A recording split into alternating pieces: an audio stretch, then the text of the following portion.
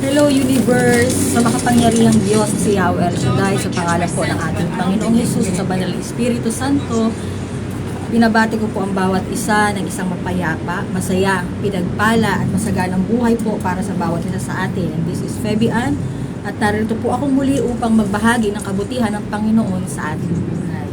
At ang ating pong topic ay tungkol po sa may plano ang Diyos. At bago po ako magsimula sa kapahayagan ng Panginoon na ito na ibinigay sa atin, ay nais ko muna po magbigay ng isang panalangin upang hingiin po ang basbas ng Amang nasa langit at samahan po tayo sa mga pagkakataon ito. Hallelujah! Maraming salamat Panginoon sa mga oras at pagkakataon na ito. Pinupurit, pinapasalamatan po namin Ikaw o Diyos at dinadakila na Ikaw ang Diyos na mabuti na hindi nagbabago. Ang Diyos noon, ngayon at magpakailanman. Ang mabuting Diyos na siyang sumasama sa bawat isa sa amin at patuloy na nagbibigay ng buhay, ng kalakasan, ng biyaya at pagpapala at ang mga solusyon sa aming mga pinagdadaanan. Purihin at sambahin Ka o Diyos sa Espiritu at sa katotohanan at mahabag Ka, Panginoon, sa mga pagkakataon na ito sa iyong abang lingkod. Nalalaman mo, Panginoon, ang laman ng aking puso at isip. Patawarin mo po, Panginoon, sa lahat ng aking mga nagawang pagkakasala at sa lahat, Panginoon, nakakapakinig at nakakapanood sa mga pagkakataon na ito. Hinihiling ko po, Diyos, na kahabagan mo po kami sa lahat ng aming pagkukulang. At samahan kami, Panginoon, sa araw-araw ng aming buhay. Maraming salamat, Panginoon, sa dakilang kahabagan mo. Maraming salamat po, Diyos, sa buhay at kapayapaan na patuloy mong ibinibigay sa amin sa pahiram na buhay, sa mga pagsubok na aming nararanasan. Maraming salamat, Panginoon, sa biyaya at pagpapala at maraming salamat, Panginoon, na patuloy kang nandyan na iniingatan mo po kami at hindi ka nagpapakaya. Kulang, Panginoon, ang salitang salamat sa lahat ng biyaya at pagpapalang kaloob mo sa lahat po ng aming nararanasan. Bagamat, Panginoon, maraming pagsubok, ang lahat, Panginoon, ng ito ay iyong pong pinupunan ng katagumpayan dahil Ikaw ang Diyos na mabuti, ang Diyos na mananagumpay sa buhay ng bawat isa sa amin. Pagpalain mo, Panginoon, ang kapahayagan mo ito, ang araw na ito, Panginoon. Sa mga oras na ito at sa mga darating pang sandali, Panginoon, hinihiling ko po, O Diyos, ang triple portion of anointing, Panginoon, sa mga pagkakataon na ito. At Ikaw po ang Diyos na magsalita at mangusap. Hallelujah! Ikaw po ang Diyos, Panginoon, na mag-aliw ng iyong mga buhay na salita sa lahat, Panginoon, na makakapanood at makakapakinig at aabutin po, Diyos, ng tinig na ito. Itago mo po ako, Panginoon, sa iyong likuran at Ikaw po ang Diyos na magsalita, na magrema, Panginoon, sa aming puso't isip ang iyong mga buhay na salita. Pahiran mo, Panginoon, ang aking labi ng iyong banal na langis at ang mga buhay mong salita, Panginoon, na siyang humihipo sa puso't isip namin, Panginoon. Ang siya po, Diyos, na maranasan namin sa mga pagkakataon ito. Ang lahat, Panginoon, na makakapanood at makakapakinig ay mararanasan, Panginoon, ang presensya at ang kapangyarihan mo. Ang pagsama mo, Panginoon, ang katugunan sa aming mga kahilingan, Panginoon. Ang lahat ng bagay na ito, Panginoon, ay Ikaw po ang Diyos na pinagmumulan. Pagpalain mo, Diyos, ang kapahayagan mo. Speak up, Jesus, hallelujah, and take over, Holy Spirit, sa mga pagkakataon na ito. Samahan mo, Panginoon, ang iyong abang lingkod at patuloy, Panginoon, bigyan ng kalakasan, ng kaisipan, pusong sakdal, Panginoon, na siya nag-iingat sa iyong mga buhay na patuto at mga buhay, Panginoon, na salita at patuloy, Panginoon, samahan at ipagtagumpay, O Diyos, sa mga pagkakataon na ito sa mga darating pang panahon, sa kapanahonan na ito, Panginoon. Hallelujah! Maraming salamat, Panginoon. Inaangkin ko po ang 100% katagumpayan ng kapahayagan mo sa pangalan ni Jesus. Amen. Praise God. Hallelujah. At ang ating pong gospel sa kapahayagan natin ay tungkol po sa kawikaan. Kukunin po natin sa kawikaan 16:1-9. At ito pong kapahayagan natin, ang topic ay may plano daw po ang Diyos. At ang ating pong gospel ay sa kawikaan 16:1-9. Ang sabi po dito, ang salita ng Diyos.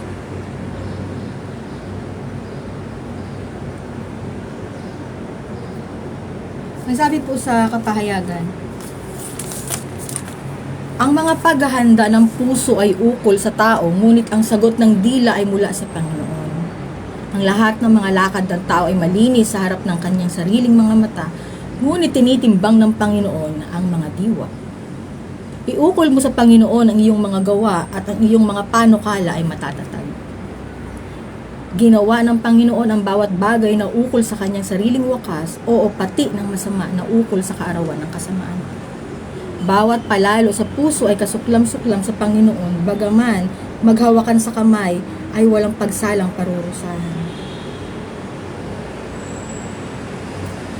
Sa pamamagitan ng kaawaan at katotohanan ay nalilinis ang kasamaan, at sa pamamagitan ng pagkatakot sa Panginoon ay humihiwalay ang mga tao sa kasamaan.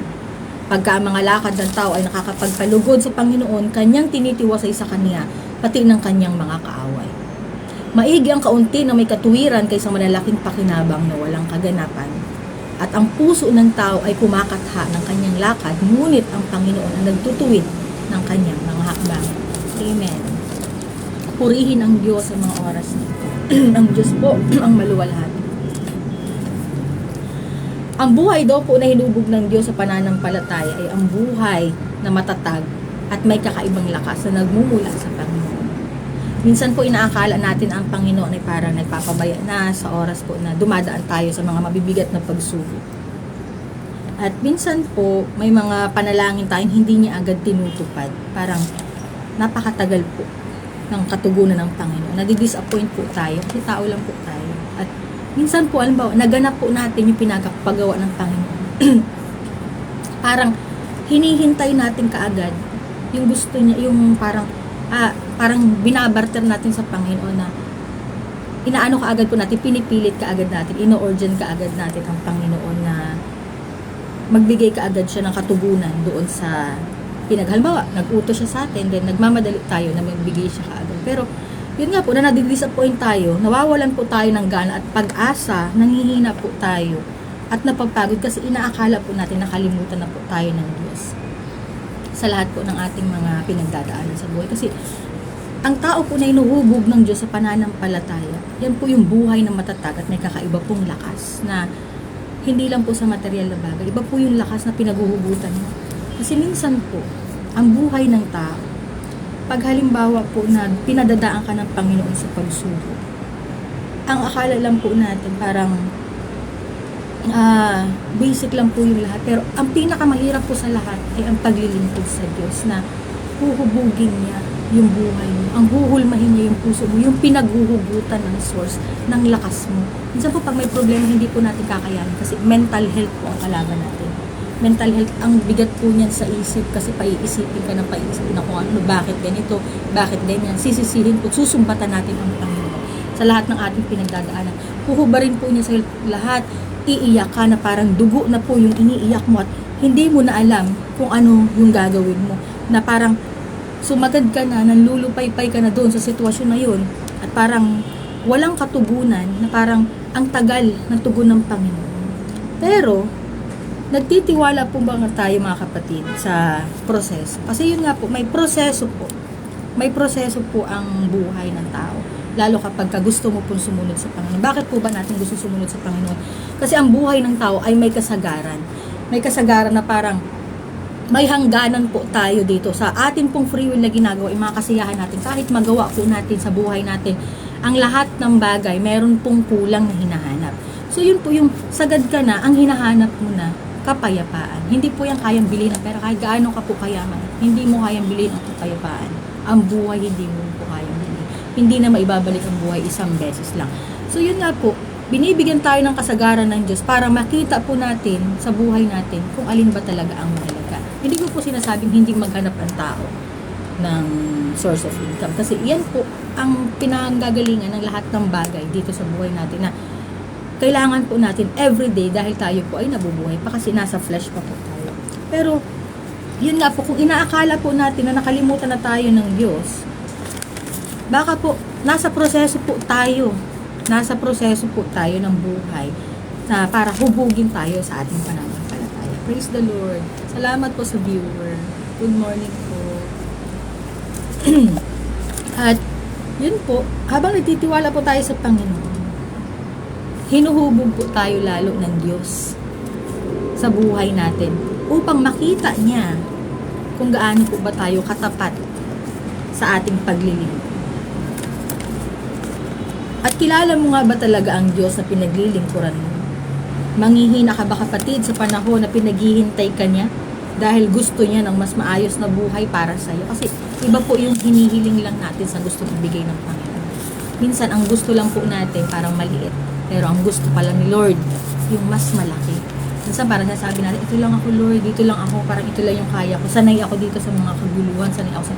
Pero hindi, kasi nakikita ng Panginoon ang puso natin, at habang hinuhulma tayo ng Diyos, nililinis ng Panginoon ang ating puso, ang ating espiritu, minamarapat niya tayo sa biyaya at pagpapala niya, na parang wag daw po nating tawaran ang kakayahan ng Panginoon sa ating buhay. Huwag ka daw maglagay ng boundaries pagdating sa pananampalataya mo, kasi walang imposible sa Panginoon. Hamunin mo daw ang Diyos na pinaglilingkuran mo at ipapakita niya sa iyo kung gaano siya kadakil. Amen po. So, pinagbabata po tayo sa proseso. Pinagbabata na, pinagtitiis ng mga paghihirap na parang dapat ka na bang tumanggap ng biyaya at pagpapala? Mahaba na ba yung pasensya mo? Kaya mo na bang pasanin yung bigat ng proseso na parang yung pressure na inilalagay sa'yo? Kaya mo na bang tayuan niya, ana? O manglulupay-pay ka? Subalit ang sabi ng Panginoon, ay magpakalakas po tayong palagi kasi kasama po natin siya. At yun nga po, dahil pinaghihintay po tayo ng Panginoon sa mas maayos na buhay para sa atin. Maghihinakit po ba tayo, magagalit tayo sa Kanya, o hahayaan natin siyang ihain sa atin ang pinakamagandang plano niya para sa ating buhay? Kasi gagawa po ang Panginoon minsan, yun po pong mga mahal mo sa buhay, yan po ang mananakit sa iyo. Yan ang gagamitin ng Panginoon na mananakit sa iyo. At kung saan ka mahina, doon kanya talaga palalakasin. Halimbawa, mahina ka sa mga material na bagay, mahina ka sa financial, mahina ka sa kalusugan, mahina ka sa pagmamahal, palalakasin niya yung puso mo sa pagsubok. Palalakasin kanya, patitibayin kanya, patatatagin kanya. Para nakakagalaw ka doon sa pressure na ginagawa niya sa'yo. Para sa pagdating ng panahon, nahanda ka na at uupo ka doon sa posisyon na ibinigay ng Panginoon sa'yo. Kaya mong i-handle, kaya mong hawakan yung lahat ng tao na ibibigay ng Panginoon sa'yo. Hindi lang sa sitwasyon na pagiging boss, hindi lang sa sitwasyon na maging sa pagiging nanay, sa pagiging asawa, sa pagiging kapatid, or sa may trabaho, kahit saang sitwasyon ng buhay natin.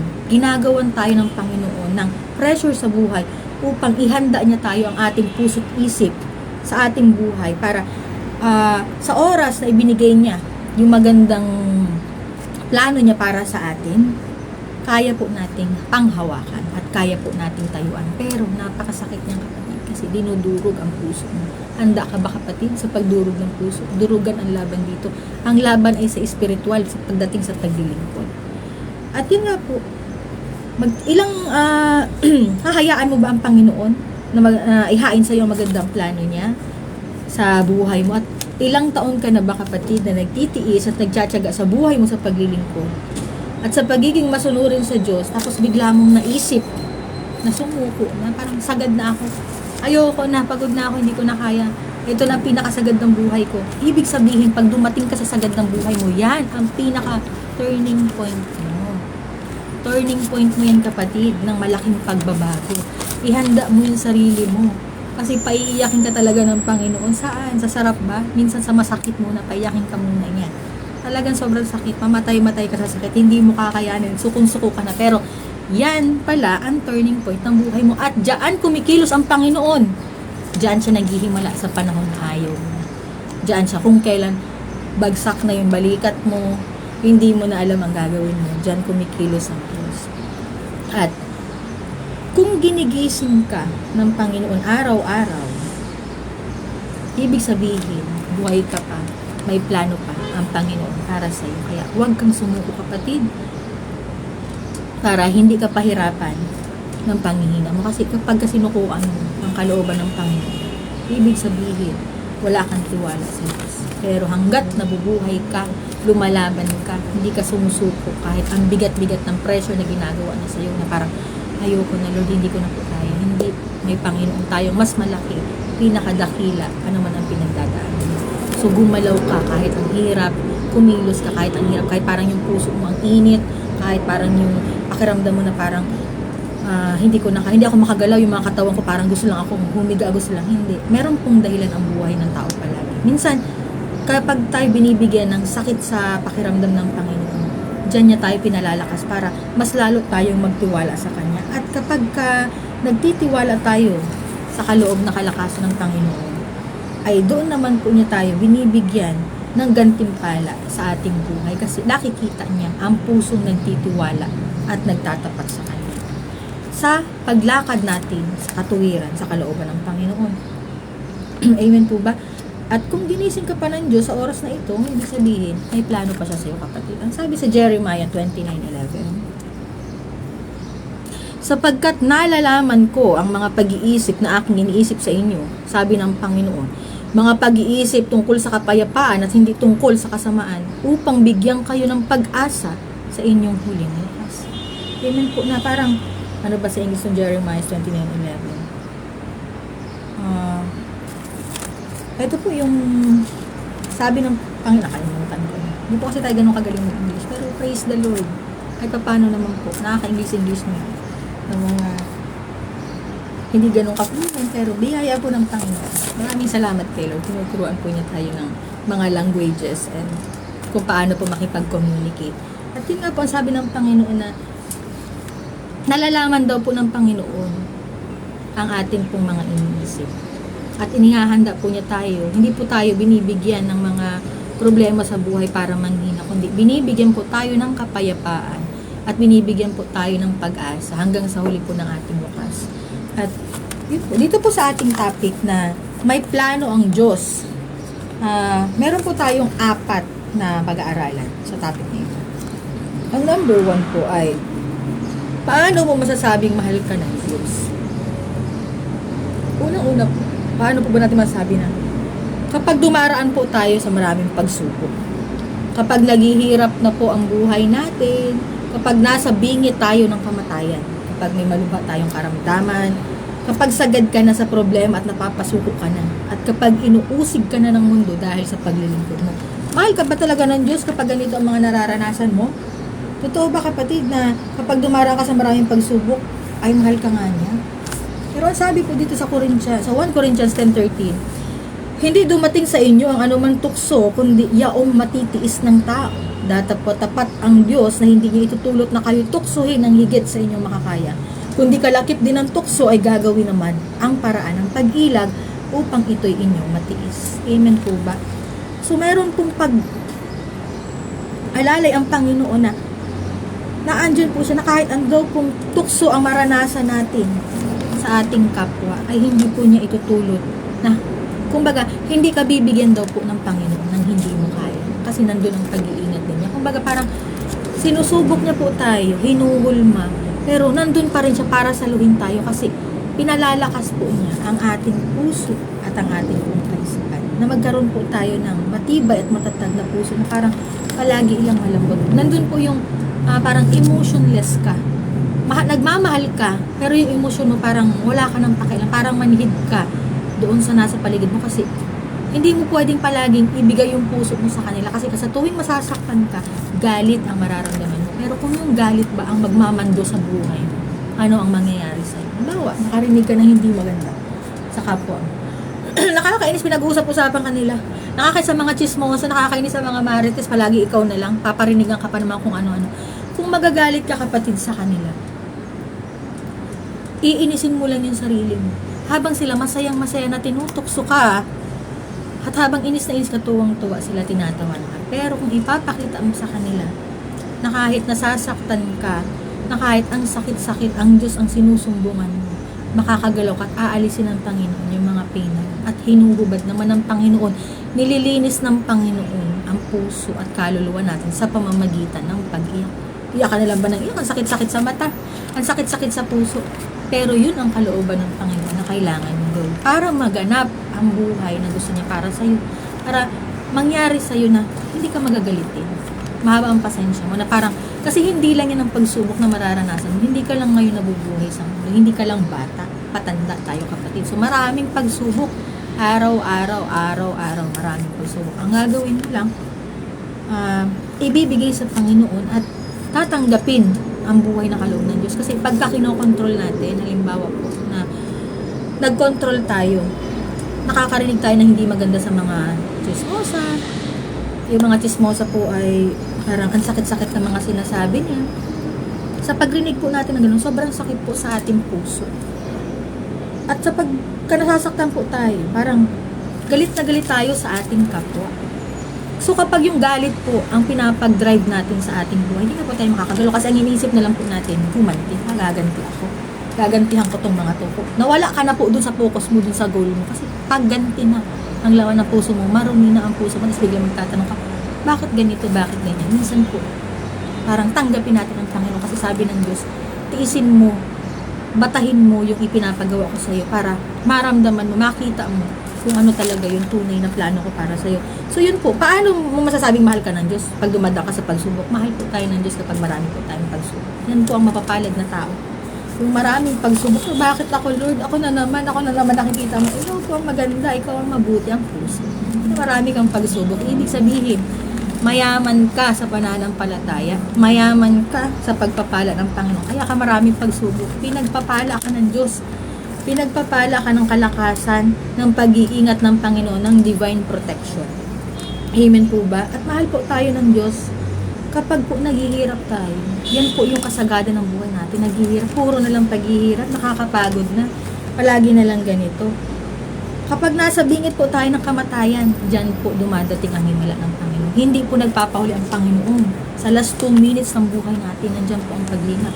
At kahit yung mga, parang wala ka ng titirahan, parang inaalala mo yung titirahan mo, inaalala mo yung kakainin mo. Maliliit lang po yung basic lang. Ang ibon nga daw po pinapakain ng Diyos. Hindi naman yung tao. Parang mahal ng Panginoon ang lahat ng nilalang. So wala silang trabaho, pero pinapakain naman ng Panginoon. Kumakain naman araw-araw. So bakit ka mag-aalala doon sa pambayad mo sa bahay? Bakit ka mag-aalala sa titirahan mo? Bakit ka mag-aalala sa kakainin mo? Na ang lahat ng bagay ay nasa kami ng Panginoon. Ang sabi daw po, manalangin ka at gagawa siya ng mga himala, biyaya at pagpapala. So, doon po natin masasabing mahal tayo ng Diyos. Kapag po may malubhat ang karamdaman. Kapag may malubhat ang karamdaman, mahal ka ng Diyos mo, parang bulok na yung katawan mo, habang buhay ka na. Ito na ang lifestyle mo, simula pagkabata mo hanggang ngayon nabubuhay ka na lang sa mga, yung ang tawag ko nito, yung mga nagso-survive na lang ng mga machine para sa buhay mo. Buhay ka na lang kung anong mga gamot na nagla-life maintenance ka. Mahal ka ng Diyos kapatid. Kasi nakakaranas ka ng ganyan. Inuugnay ka ng Panginoon sa Kanya upang maramdaman mo sa buhay mo ang kabutihan. Upang maramdaman mo sa buhay mo na manalangin ka, i-connecta mo yung sarili mo. Siyempre kapag nakakaramdam po tayo ng sakit, parang nanghihina po yung katawan at parang ayaw na po natin tumayo. Nandun nangungusap ang Panginoon sa iyo sa oras ng karamdaman. Pinanghihina ka niya kasi gusto niya magsalita, makinig ka. Nandun siya nagsasalita. Ang sabi po sa 1 Pedro 6-7, na ito ang inyong totoong ikinagagalak, bagamat ngayon sa sandaling panahon, kung kailan ay pinalumbay kayo sa mulit-muling pagsubok, upang ang pagsubok sa inyong pananampalataya, na lalong mahalaga kayo sa ginto na nasisira, bagamat ito'y sinusubok sa pamamagitan ng apoy, ay masumpungan sa ikapupuri at ikaluluwalhati at ikararangan sa pagkakapahayag ng Hesukristo. Amen po ba? Nangungusap ang Panginoong Hesus sa ating buhay kapag ganito po ang mga nararanasan natin. So dito po natin masasabing mahal tayo ng Diyos. At kapag sagad na po tayo sa problema at napapasuko na po tayo, ito po yung turning point ng buhay natin. Alam niyo po ba yung tao na parang ayaw na, talikod na parang hindi ko na Lord kaya. Kung kailan ka sukong-suko, sinabi mo na suko na ako, Lord, hindi ko na kaya. Nandun siya naghihimala, nandun siya kumikilos, nandun siya nagbababa ng karunungan at kaalaman kung anong gagawin mo sa mga oras na ito. Merong magpapakamatay, merong magtatalo na sa building, pero may tinig na narinig. Hindi na nagpakamatay. Bakit? Mahal ng Panginoon. Yan yung sagad ka na sa problema at doon kumikilos ang Diyos sa kabutihan niya para sa buhay mo. Doon kumikilos siya para maramdaman mo na kasama mo pala sa paglakad mo sa buhay mo ang Panginoon. At ano pa po? Kailan ka mahal ng Diyos? Kailan mo masabing mahal ka ng Panginoon? Kapag inuusig ka na po ng mundo dahil sa paglilingkod. Naglilingkod ka, nag-El Shaddai ka, nagsasadyos ka, nagpupuri ka sa Panginoong Hesukristo. Bakit ka nagaganyan, tataas-taas ka ng kamay mo? Bakit nakapikit kayo dyan? Bakit? Para kayong mga siraulo dyan. Hindi po. Hindi nawawalang kabuluhan ang paglilingkod, maliliit na gawa ng mga manggagawa ng Panginoon sa harapan niya. At sinasabi ng mga tao na parang, minsan po nung nag-El Shaddai ako sa Ambel sa Manila, nakita po niya nakataas yung kamay ko. Ang bigat po talaga ng pinagdadaanan na ang bigat po talaga, pero hindi ko po binibitawan ang paglilingkod ko sa Panginoon. Kasi dyan po ako kumukuha ng lakas sa Panginoon. Wala po akong matatakbuhan sa mga pagkakataon. Meron pong lalaki nagsabi sa akin ng baliw. Baliw ka. Siraulo ka. Pinanyan po niya ako. Sobrang hirap po sa akin na habang sinasabi, naririnig ko po yung mga salita, mga panguusig po nila sa akin na pinababagsak po nila yung pananampalataya. Pero hindi po ako sumusuko. Kahit ang sakit-sakit po na nararanasan ko sa aking paglilingkod, sa lahat po ng nag-uusig sa akin na umalis ka na dyan, huwag ka na dyan. Pero wala po akong makukuhaan ng lakas kapag iiwanan ko po ang Panginoon. Iiwanan ko po ang lahat sa buhay ko, pero ang Panginoon hindi po. Kasi ang Diyos ang sasama at tutulong sa'yo sa oras na walang-wala ka na mapuntahan. At hindi lang po yun. Hindi lang sa walang-wala ka mapuntahan. Ang tao po, bibiguin ka. Pero ang Panginoon, hanggang sa huli po ng sandali ng buhay mo kasama natin. Praise the Lord. Hallelujah. At sabi po sa Isaiah 41:13, sapagkat akong Panginoon mong Diyos ay hahawak ng inyong kanang kamay na magsasabi sa iyo, huwag kang matakot, aking tutulungan ka. Amen po ba? So yung mga nanguusig po na sa atin, sa mga pagsubok po na pinagdadaanan natin, nandyan po ang Panginoon. Handa po tayong hawakan. Handa po tayong tulungan. At huwag daw po tayong matakot kasi totoo naman po na nakakatakot ang problema. Totoo naman po na nakakatakot yung mga pinagdadaan natin. Pero sapat daw po ang isang araw sa alalahanin. Ipagkatiwala mo na sa Panginoon ang araw ng bukas. Ang inaalala po kasi nating tao, parang yung mga yaman natin kung saan na natin ilalagay. Ano nang gagawin natin sa asawa natin? Ano nang gagawin natin sa pamilya natin? Ano nang gagawin natin sa kakainin natin, sa titirahan natin? Ano nang gagawin natin sa karamdaman natin? Sa lahat po, iniisip po natin yan na ano na ang gagawin natin sa buhay, sa mga pagsubok na ito, na habang inuusig po tayo ng mundo at yung mga tao po, sa pagkadumadaan po tayo sa pagsubok, may mga tao pa pong gagamitin dyan para subukin ka lalo at usigin ka. Pero ang sabi nga po ng Panginoon, huwag daw po tayong matakot kasi hahawakan po niya tayo sa ating kamay at hindi po tayo iiwanan at papabayaan ng ating Panginoon. Yun po ba? So yun po, sa ating pong number 2 na topic po, ano po ang gustong gawin ng Diyos sa'yo sa oras ng pagsubok mo? Ano ang gustong gawin ng Panginoon sa'yo sa oras na sinusubukan niya? Ano yung gusto niya mangyari sa atin, na gawin po natin? Sabi po dito ng Panginoon sa atin na manatili daw po tayo. Manatili tayo sa Kanya, parang be still and know that I am God. Be still and know that I am God. Yan po sabi ng Panginoon, manatili daw po tayo sa Kanya.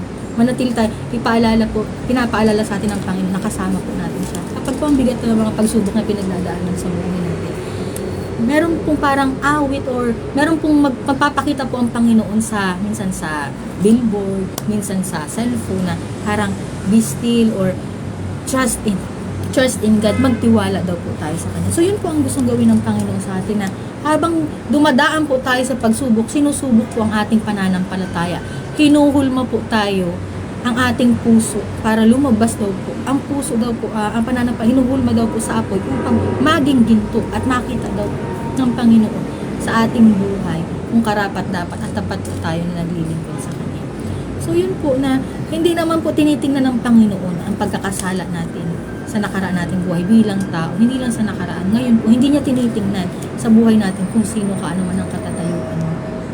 Ang tinitingnan po ng Panginoon ang ating puso na kayang magpasakop sa Kanya. So habang sinusubok po tayo ng Diyos, ang gusto po ng Panginoon sa atin, tayo po ay manatili at tumahimik. Bakit po tumahimik? Pinapatahimik tayo ng Panginoon. Huwag ka magsalita. Sa quiet moments mo po, diyan nangungusap ang Diyos. Minsan i-irritate ka ng tao, parang kasi gusto po natin parang mahiga. Gusto nating maupo, gusto nating lumuhod kasi ang sakit, hindi po natin kaya mga pagsubok. Parang isip ka ng isip, doon po sa pananahimik natin, doon po nangungusap ang Panginoon, sa tahimik na bibig, sa tahimik na parang nagmamasid, nagtitumitingin ka sa paligid, nandun po nagsasalita ang Diyos. Nagsasalita ba talaga ang Diyos? Hindi po natin maririnig na literal nagsasalita ang Panginoon, pero bumababa ang Espiritu Santo na siya pong nagpapaliwanag sa ating kaisipan, nangungusap ang Panginoon, na siya pong sinasang-ayunan din po ng ating puso. At kapag sumang-ayon po ang ating puso, ibig sabihin po, andun ang tinig ng Panginoon, nangungusap siya, yun ang gawin mo. Minsan sabing intuition, na parang ibinaba po ng Panginoon, ng Holy Spirit sa'yo, ang dapat mong gawin. So yun po, habang sinusubok po tayo ng buhay, ang sabi ng Panginoon, manatili po tayo at manahimik. Ang sabi po sa John 15:45, kayo'y manatili sa akin at ako'y sa inyo, gaya ng sanga na hindi makapagbunga sa kanyang sarili, maliban nakakabit sa puno. Gayon din naman kayo, maliban na kayo manatili sa akin. Ako ang puno ng ubas, kayo ang mga sanga. Ang nananatili sa akin at ako'y sa kanya ay siyang nagbubunga ng marami, sapagkat kung kayo hiwalay sa akin, ay wala kayong magagawa. Amen po ba? Wala po tayong magagawa. Hindi po natin kaya. Hindi mo kaya mag-isa kapatid kahit saan ka makarating. Hindi mo kaya pag walang Diyos. Kaya nga pag dumadating po tayo sa turning point, sagad na ako Lord, hindi ko na kaya. Nandun po, hindi lang doon ka lang sa turning point po mananalangin, pero wala ka ng mahangganan. Ang pinakahangganan mo ay ang manalangin. Lumuhod sa Panginoon, iiyak, ibigay na sa Kanya yung sarili mo na, suko na po ako, hindi ko na po kaya. Ikaw na ang kumilo sa aking buhay. Pero kahit habang dumadaan ka pa sa pagsubok, tuloy-tuloy pa po ang pagsubok. Hindi natatapos, parang palakas ng palakas po ang presyo. Hanggang sa makayanan mo, hanggang sa lumabas kung sino ka, kung ano yung kakayahan mo, mailabas mo, tunay na lakas mo, nakasama mo ang Panginoon. So yun po, sa pananatili po natin, sa pananahimik natin, nangungusap ang Diyos. At yan po ang gustong gawin sa atin ng ating Panginoon. Ang makinig sa Kanyang tinig. At manood tayo kung paano po niya tayo ipagtatagumpay. Na sa mga pinagdadaanan po natin pagsubok, may mga kalaban po na parang kumakalaban sa atin, na gusto sa ating gumiba sa ating pong buhay. Minsan yan pong ginagamit ng Panginoon para lumakas ka, tumatag ka sa pananampalataya mo. At sabi daw po niya, huwag kang gumanti kapatid. Hayaan mo sa Diyos, sa mga kamay niya, ang pagganti. Pero minsan po kapag katulad niyan, yung mga labanan po dito sa Middle East, yung mga Iran, yung iba pong nagpapasabog po sila ng mga misila, gumagawa sila ng gera kasi yan po pala ay dahil sa kapangyarihan na kung sino po ang mamumuno at sa relihiyon nila. So yun po ay matagal na, kumbaga may pinag-uugutan ng gera. So yun nga po, hindi nawawala sa kanila yung galit kasi matataas po ang ano nila sa sarili nila kasi may pera po sila, mayaman sila. So nag-ano sila ng kapangyarihan, nagpapagalingan, nagpapalakasan. Yun daw po, sabi ng Panginoon, kapag ganyan na meron kang laban, manalangin ka, magtiwala ka sa Panginoon, manahimik ka muna, manatili ka, at manood ka kung paano kanya ipagtatagumpay. Ang Diyos daw po ang gaganti, huwag kang magsarili. Kasi kumbaga, sila po na parang, tayo po, hindi lang sila, na tayo pong tao, kapag po meron tayong kakayahan na parang, galit po kasi yung nasa puso natin, gagantihan ko to, gagawin ko to na hindi maganda, parang, hindi ko ito papatawarin. Yung parang titirahin ko ito ng pailalim. Mga ganun po ang mga natin. Titirahin ko ng pailalim. Gagantihan ko yan. Kasi galit na galit ako dyan. Parang gusto kong gumusin ang pagmumukha niya. Hindi ko siya papalampasin. Pero, minsan po, sa pakikinig po natin sa pananatili sa Panginoon, at sagad na po tayo sa atin, wala na po tayong kayang gawin. Isuko na po natin sa Panginoon yung galit natin. Ibigay mo na yung galit mo kapatid kay Lord. Hindi mo yung kayang dali. Huwag mo siyang hayaang magmaniobra sa buhay mo. Kasi napakasakit niyan. Hayaan mo yung pagmamahal ang humulma sa puso mo at yung pagmamahal ang lumabas din sa buhay mo para makita, mag-glow up ka. Kasi pag love ang nangingibabaw sa puso mo, parang si Jesus na yung puso ng Panginoong Jesucristo dinadala mo, ibinibigay mo sa mundo, ibinibigay mo yung light ng Panginoon, nakikita sa'yo. Nakikita ba sa'yo kapag galit na galit ka? Parang, oo nga, nananalangin niya tayo, pero lagi naman tayong galit sa kapwa na parang papatayin ko to, sasakalin ko to, hindi ko to patatawarin, galit ako dito. Pero ang sabi po ng Panginoon, manood daw po tayo kung paano niya tayo pagtatagumpay. Sa Isaiah 43, 2-4, ang sabi po ng Panginoon, praise the Lord, hallelujah. Shout out po sa mga viewers. Ang sabi po sa Isaiah 43:2-4, pagka ikaw ay dumaraan sa tubig, ako'y sasa iyo, at sa mga ilog ay hindi ka tatakpan niya. Pagka ikaw ay lumalakad sa apoy, hindi ka masusunog o magniningas man ang alab sa iyo. Sapagkat ako ang Panginoon mong Diyos, ang banal ng Israel, ang tagapagligtas sa iyo. Aking ibinigay na pinakatubo sa iyo ang Ehipto, ang Ethiopia at ang Seba. Yamang ikaw ay naging mahalaga sa aking paningin at kagalang-galang at aking inibig ka. Kaya't magbibigay ako ng mga tao na pinakatubo sa iyo at ng mga bayan na pinakatubo sa iyong buhay. Amen po. Kapag po dumadaan tayo sa pagsubok, magtiwala daw po tayo sa Panginoon. Kasi meron po siyang gagamitin mga tao para tulungan po tayo at mag-aliw din po sa atin. Inaaliw po tayo ng Panginoon sa paanong paraan? Sa buhay po sa family, sa mga anak, sa mga ginagawa po natin nakakalibang sa ating buhay, sa trabaho. Diyan po tayo inaaliw ng Panginoon sa mga awit, sa paglilingkod sa Kanya, sa pananalangin. Inaaliw po ng Panginoon ang buhay ng tao na dumadaan sa mga pagsubok. So, kahit po tayo dumadaan sa pagsubok, meron pong kapayapaan ng ating puso't isip. At pag may kapayapaan ka dyan, ibig sabihin, sobrang bigat ng pinagdadaanan mo, pero payapa ka, ibang lakas po ang meron ka. Ibang power yung ka. Kasi sa Diyos yan galing, hindi ang galing sa mundo. So, yun po ang gustong gawin ng Panginoon sa atin, sa oras daw po na sinusubok tayo ng buhay. At sa oras naman po ng distraction sa ating pong pananampalataya, ano daw po ang dapat natin gawin? May mga distraction po kasi tayo. Yun po ang number 3 natin. Kapag may distraction tayo sa ating pananampalataya, marami dyan. Parang may mga inaasahan tayo na biglang mawawala sa atin, biglang mahuhulog, biglang parang hindi. Ibig sabihin, hindi ka para dyan. Parang, ay, nagdasal naman ako kay Lord, pero inaasahan ko na to na para dito ako. Inaasahan ko na to na parang magtatagpo kami nitong, parang nakapag-commit na ako dito sa tao nito para sa trabaho, para sa business, para sa, parang meron na kayong deal. Tapos biglang nawala, pero nag-pray ka na, pero merong gustong gawin ng Panginoon sa buhay mo, na baka distraction yun at hindi yun ang para sa'yo. Na parang merong mas ipapalit, na mas maganda para doon. So wala kang dapat ikainis, wala kang dapat igal. Tanggapin mo sa puso mo ang lahat ng mga distraction na nararanasan mo. Kasi yan, sinusubo ko, maiinis ka po ba? O hahabaan mo ba yung pasensya mo? Magtitiwala ka pa sa proseso na hindi ka para doon. Na parang meron siyang mas the best na ibibigay sa'yo. So gagawin lang natin is magtiwala sa Kanya, manalangin at manampalataya na meron po siyang gagawin. Sa totoo lang, napakasakit po talaga. Napakasakit po ng paglilingkod sa Panginoon na sa bawat pagsubok po natin, parang hindi na po natin makayanan. Na parang ayoko na talaga, pero biyaya po ng Panginoon. Buhay pa po tayo at nakakagalaw pa sa araw-araw. Praise the Lord. At yun po, sa bawat distraction po na nararanasan natin, sa ating pong pananampalataya, ang sabi po ng Panginoon, huwag daw po tayong magalit o magkaroon po tayo ng parang walang emosyon. Ang sabi po sa Jose 1:9, hindi ba kita inutusan na ikaw ay magpakalakas at magpakatapang na mabuti o huwag kang matakot ni manglupaypay sapagkat ang Panginoon mong Diyos ay sumasayo saan ka man pumaroon. Amen po ba? Praise the Lord. Saan daw po tayo pumunta na andun daw po ang Panginoon.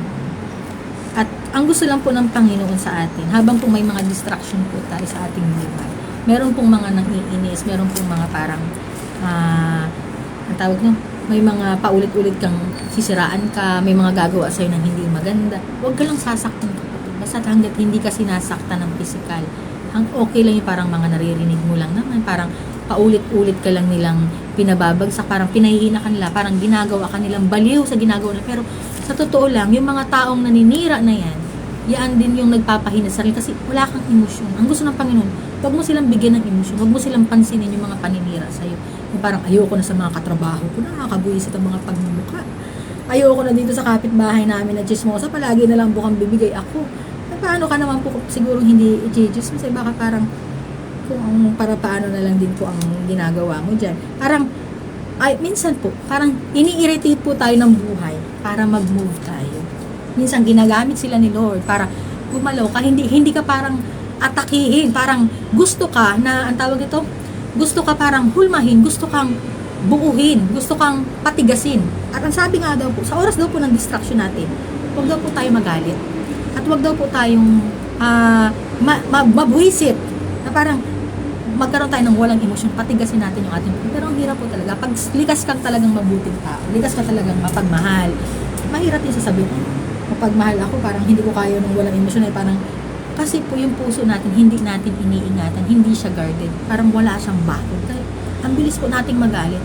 Kumbaga, yung galit po ang nagdadrive sa atin. Pero pag ang puso po natin ay balot na balot ng pagmamahal ng Panginoon, kahit ano pong sakit ang gawin, sa totoo lang, kahit ano pong salita, parang para na lang pong humahaplos, parang humihipo na lang siya sa puso mo. Yun po yung sinasabi na magpakalakas ka kasi hindi lang yan ang pagsubok na mararanasan mo. Ano pa daw po kaya, Lord? Parang, ano pa daw kaya, Lord, ang mararanasan ko? At magpapakalakas pa daw, parang takot na takot ka na. Huwag kang matakot, kapatid. Kapag sinabi ng Diyos na sasamahan ka niya, totoong sasamahan ka ng Panginoon. Minsan parang hindi tayo magtitiwala kasi masasamaan ako ng Panginoon. Ako po hindi ako marunong magsalita ng salita ng Diyos. Hindi po ako marunong magbasa ng Biblia. Hindi po ako marunong sa buhay kong manalangin. Hindi po ako marunong mag-pray. Nag-umpisa po ako sa, hindi ko rin po unong maano na sarili ko na parang gusto ko palang magsimba. Nagsisimba lang po ako pero parang nakakatamad, parang lagi po akong inaantok. Tapos pagka ano po na yung pagsusubo ng ostya, yung pagkukumunyon po, parang hindi ko siya magawa kasi sabi ko parang hindi ako karapat dapat dito. Pero nung na-realize ko po na karapat dapat po tayo sa pagtanggap ng banal na komunyon. Karapat dapat po nating linisin ang ating kasi nagugutom po ang ating espiritu. Nagugutom, kumakain ba yan kapatid? Hindi po yan kumakain pero nauuhaw sa mga buhay na salita ng Panginoon. Habang kumakain tayo sa ating lupang katawan, itong lupa ng katawan, itong flesh na ito, ang ating pong espiritu ay nagugutom at nauuhaw sa mga buhay na salita ng Diyos. Kaya nga sinasabi ko na hindi lamang sa tinapay nabubuhay ang tao. Ano ba yung tinapay? Literal lang ba na tinapay? Parang puro tinapay lang, puro mga kubos lang ang kakainin mo dyan. Hindi yan kapatid. Hindi lang puro arena. Ang tinapay na sinasabi, yung tinapay na pagkain ng kanin, ulam, mga material na bagay. Hindi lang daw yan ang pangangailangan natin. Kundi ang mga salitang namumutaw sa bibig ng Panginoon na nagpapalakas at kinukuhaan ng iba yung kalakasan ng ating espiritu, kaya malakas ang pangangatawan natin ngayon. Pag malakas daw po ang espiritu mo at malakas ka sa panloob, parang yung ugat, parang hindi ka po kayang gibain ng panahon. Kasi yung ang pinalakas mo nandun sa kalooban mo. Hindi yung kayang gibain. Pero pag ang labas mo na, parang pataba ka lang dyan ng pataba, palaki ka lang dyan ng palaki. Ano po pinapalaki natin? Ang mga private parts po ba? Yan lang po bang kaya natin palakihin? Palakihin po natin ang ating espiritu sa pamamagitan ng mga buhay na salita ng Panginoon. Amen po ba? So yun po yung dapat natin gawin sa oras ng distraction. Wala po tayong emosyon kasi ang sabi ng Panginoon, magpakalakas ka, kapatid. Kasi marami pang pagsubok ang darating at huwag kang matatakot ni manglulupaypay o nga kahiga ka lang din, nakakalupaypay po talaga.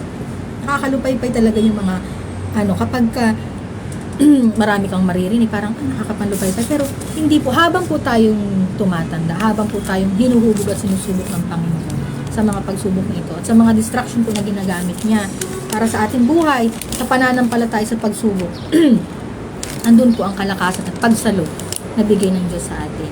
Ang sabi nga po, sapagkat ang Panginoon ng Diyos ay sumasayo saan ka man pumaroon. Praise God. Mapapatunayan ko po yan sa harapan po ng maraming tao. Ang pagsama po ng Panginoon sa aking buhay. Ako po ay parang hindi naman na hindi dumadaan sa pagsubok pero biyaya po ng Panginoon. Kaya ko po makapagpahayag ng mga buhay na salita ng Panginoon at parang nai-inspired po ako sa blessing ni Lord kasi doon ko po hinuhugot sa kabila po ng mga pinagdadaan ako sa lahat ng sakit. Doon ko po hinuhugot ang kabutihan ng Panginoon na makapagbahagi po at habang ginagawa ko po ito na makapag-share para pong nararamdaman ko na sumasapat po sa aking puso na parang, pwede na ako mamatay.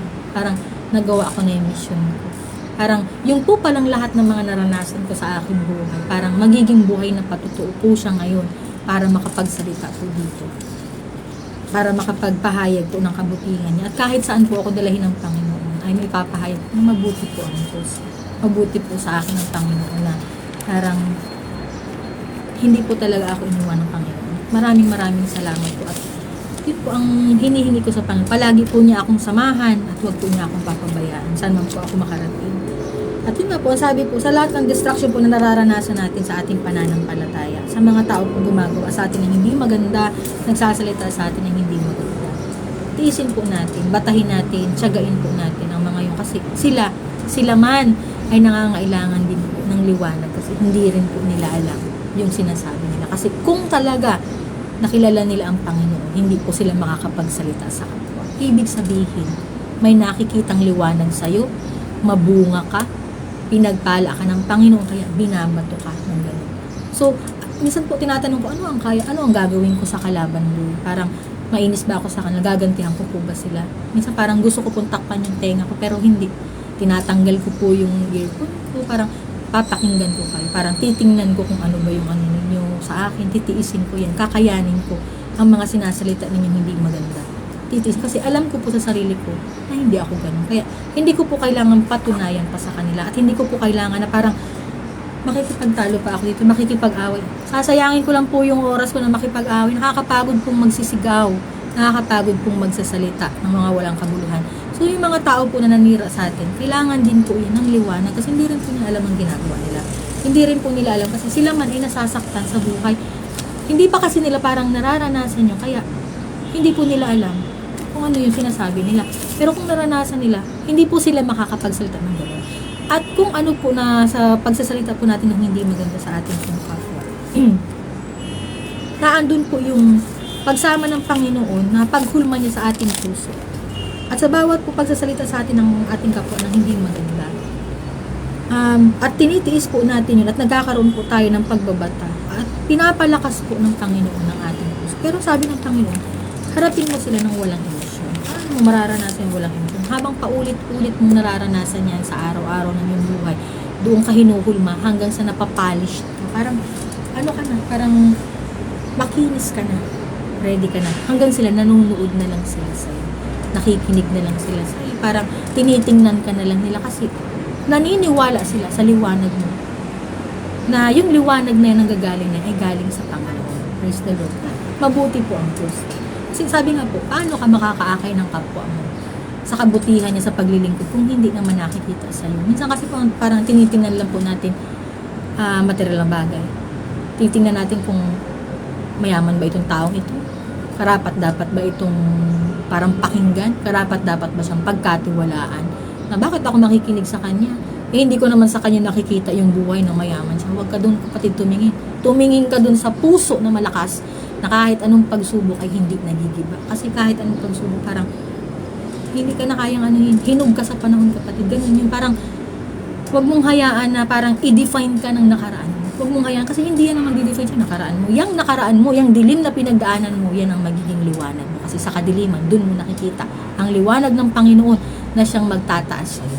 Init po ba? So yung mga distraction po sa ating buhay, kahit masakit, kahit nakakainis po, kahit nakakabuisit po sila, hayaan po natin sila. Huwag nating hayaan yung galit sa puso natin ang nangingibabaw. Ang hirap po kaya niya sabihin, yung galit mo, parang ang dali-dali lang sa'yo magsabi. Ang dali-dali kasi hindi mo nararanasan, hindi kapatid. Ang ganito po ang gawin natin. Tanggapin po natin sa puso natin yung masakit. Tapos, parang, alam niyo po yung parang minamagnet mo lahat ng pain sa puso mo. Then, iiyak mo po siya. I-release mo siya sa pamamagitan ng pag-iyak. Sabi, iyak na lang to ng iyak. Wala nang ginawa. Ang pag-iyak po ay paglinis ng espiritu at paglinis po ng ating puso at isip. Nagkakaroon po ng karunungan at kaalaman sa paghingi ng tawad sa Panginoon at sa pagpapasako po at pagsuko sa Panginoon. So, dyan po bumababa ang Diyos. Kaya sabi nga po na, huwag ka daw po magmamalaki sa harapan ng Panginoon kasi wala po tayong pagyayabang. Minsan, nagyayabang tayo, parang kakaunti lang yung meron tayo sa bulsa natin. Ang yabang-yabang mo na kung makapagsalita ka sa kapwa mo. Ang lakas-lakas na ng boses mo, ang lakas-lakas na ng ano mo na pero habang po tayo hinuhulma ng Panginoon, nararamdaman po natin na masakit pala. At habang nararamdaman natin na masakit yun, hindi po natin yung gagawin sa ating kapwa. Kasi ayaw natin maramdaman niya kasi masakit. Pero minsan, hinihingi ng Panginoon, hinihingi ng panahon na kapag napapanong kailangan mo magsalita. Hindi sa lahat ng oras tahimik ka. Minsan ang pagsasalita, kailangan mong gawin. Pero sa matuwid na pamamaraan na lumalakad ka sa katuwiran ng Diyos. Amen po ba? Hindi yung mga salita na parang mga walang katuturan. Praise the Lord. So yun po ang distraction sa buhay natin, sa pananampalataya natin. Yun po ang dapat natin gawin. Huwag po tayong magalit. Magpakita po tayo ng walang emosyon. Kasi magpakalakas daw po tayo sa harapan ng Panginoon. Sa mundong ito kasi marami pa po tayong mararanasan. At ano pa po? Manalangin daw po tayo. Magpuri ka sa Panginoon. Yan po ang pinakadal is manalangin. Mag-pray ka. Yung mga panahon na yun, pagka nananalangin po, parang ang hirap pong magtiwala sa Diyos. Parang kahit po nandyan na ako sa loob ng LCD, parang hindi ko kayang magtiwala. Parang gagawa pa rin ako. Parang independent pa rin ako sa sarili ko kahit na andyan ang Panginoon. Ito po, parang isinosurrender ko sa harapan ng Panginoon. Kasi sa buong buhay ko, parang puro paghihirap lang yung mga naranasan ko. Sanay po ako dun sa mga parang nasa putikan. Sanay ka sa mga masasakit na bagay sa buhay mo. Parang okay na sa'yo kahit bigyan ka lang ng konti, ng isang peraso, ng isang ganito. Parang, so kapag humihingi po ako, sabi ko, parang hindi ko na si Lord inaasahan na magbibigay pa siya ng mga ganito. Parang okay lang sa akin, Lord, kahit ganito lang ibigay. Minsan hindi na lang din po ako humihingi. Kasi sabi ko, nakasanayan ko po yung parang pagsubok lang. Puro lang po ako pagsubok sa buhay. Puro lang pagsubok. Pero, naandun po ako sa paglilingkod sa Panginoon na andun pa rin po na mahal ko siya. gusto ko pa rin po na paglingkuran siya kasi hinahanap po siya ng puso ko. Na makapagpuri ako, makasayaw ako sa Panginoon, makaawit po ako, makapakinig po ako ng mga worship songs. Nandun po yung pagpapahalaga ko sa buhay. Kahit po parang hindi ko maramdaman ang paglingap ng Panginoon. Kasi sasabi nga po na parang wala ka pa sa timeline mo. Pero nandun na ang lingap ng Panginoon. Pero parang ako po yung gumagawa sa sarili ko. Ako po yung kumikilos na nandyan ako, naglilingkod ako sa Panginoon. Pero hindi ko po magawang parang ibigay ko na ng buo. Kasi sabi ko, ba't ang tagal mo, Lord, kumilos? Parang hindi ka gumagawa. Parang wala akong makita hanggang ngayon, ganito pa rin yung buhay ko hanggang ngayon. Pero ang sabi po ng Panginoon sa akin, magtiwala ka ng lubusan. Parang meron pong tinig na bumaba sa akin na parang magtitiwala lang ako sa iyo kapag nagtiwala ka na sa akin ng lubusan. Yun po ang sabi niya sa akin. Parang ibigay ko po yung sarili ko sa kanya. So ito pong ginagawa ko. Ang Diyos po ang mapapurihan. Hindi po ako nag-e-expect kung meron po sa akin makikinig o manonood. Wala po sa akin problema kung halimbawa wala pong nagla-like, wala pong problema. Pero biyaya po ng Panginoon. Itinatayo po niya ako dito sa harapan para po makapagpahayag. Hindi ko po, takot na takot po ako nung una magaganito kasi hindi ko alam. Pero yung mga Bible verses po, pinapakita niya po sa panaginip ko. Pinakita niya po sa akin, unang-una nun yung Genesis 15:5 na tumingin ka daw po sa langit at bilangin mo ang mga bituin at sa iyong pagbilang ay magiging ganun karami ang iyong binhi. Hindi ko po yun maintindihan noong una. At sabi ko, sumunod po yung Mateo 10:33 na kung sino man daw po ang nagtatakwil sa harapan ng Panginoon, tinatakwil mo ang Panginoon sa harapan ng maraming tao, ay itatakwil ka naman ng Diyos sa harapan ng Amang nasa langit. Amen po ba? So yan po. Ito pong pagsasalita ko ngayon, hindi ko po ito kayang ganapan. Hindi ko po ito, pinagninilayan ko pa po kung paano ko gagawin. Grabe po yung pag-iyak na inaano ko para makaharap lang po ako ng ganito. Na binubuo ng Panginoon yung loob ko para hindi ko po alam kung paano ko sasabihin kasi nung mga panahon natatakot sa Biblia, hindi ako marunong. Pero nangungusap ang Diyos sa Biblia, sa Jeremiah 1:7 na sabi niya, huwag mong sabihin bata. Huwag ko daw pong sabihin bata na pagkat ibinigay daw po ng Panginoon na kung saan man daw po niya ako dalahin, isasalitain ko kung ano daw po ang sasabihin niya. Sabi ko, hindi ko maintindihan. Kailan po yan? Last year lang po yan na nung una mga posting lang po ang ginagawa ko. Hanggang sa bigla po, nandito na ako, nagla-live na ako, na parang wala po akong trabaho ngayon dito sa UAE. Yan po ang totoo. At hindi ko rin po alam, matatapos na po yung bahay na tinutuloy. Inaalala ko po yan, ang bahay na tutuloy ko. Sabi ko, Lord, ilang araw na lang. Sabi ko, maghimala ka. Paghimalaan mo ko na hindi ako palalayasin dito sa tinitirahan ko. Tulungan niyo po ako. Wala po akong pera. Hindi rin po ako mahilig magsabi sa kahit kanino na tulungan niyo po ako. Kasi ayoko po maging abusado sa tao. Hindi po ako nagkikwento ng mga pinagdadaanan. Sinusolo ko po ang problema.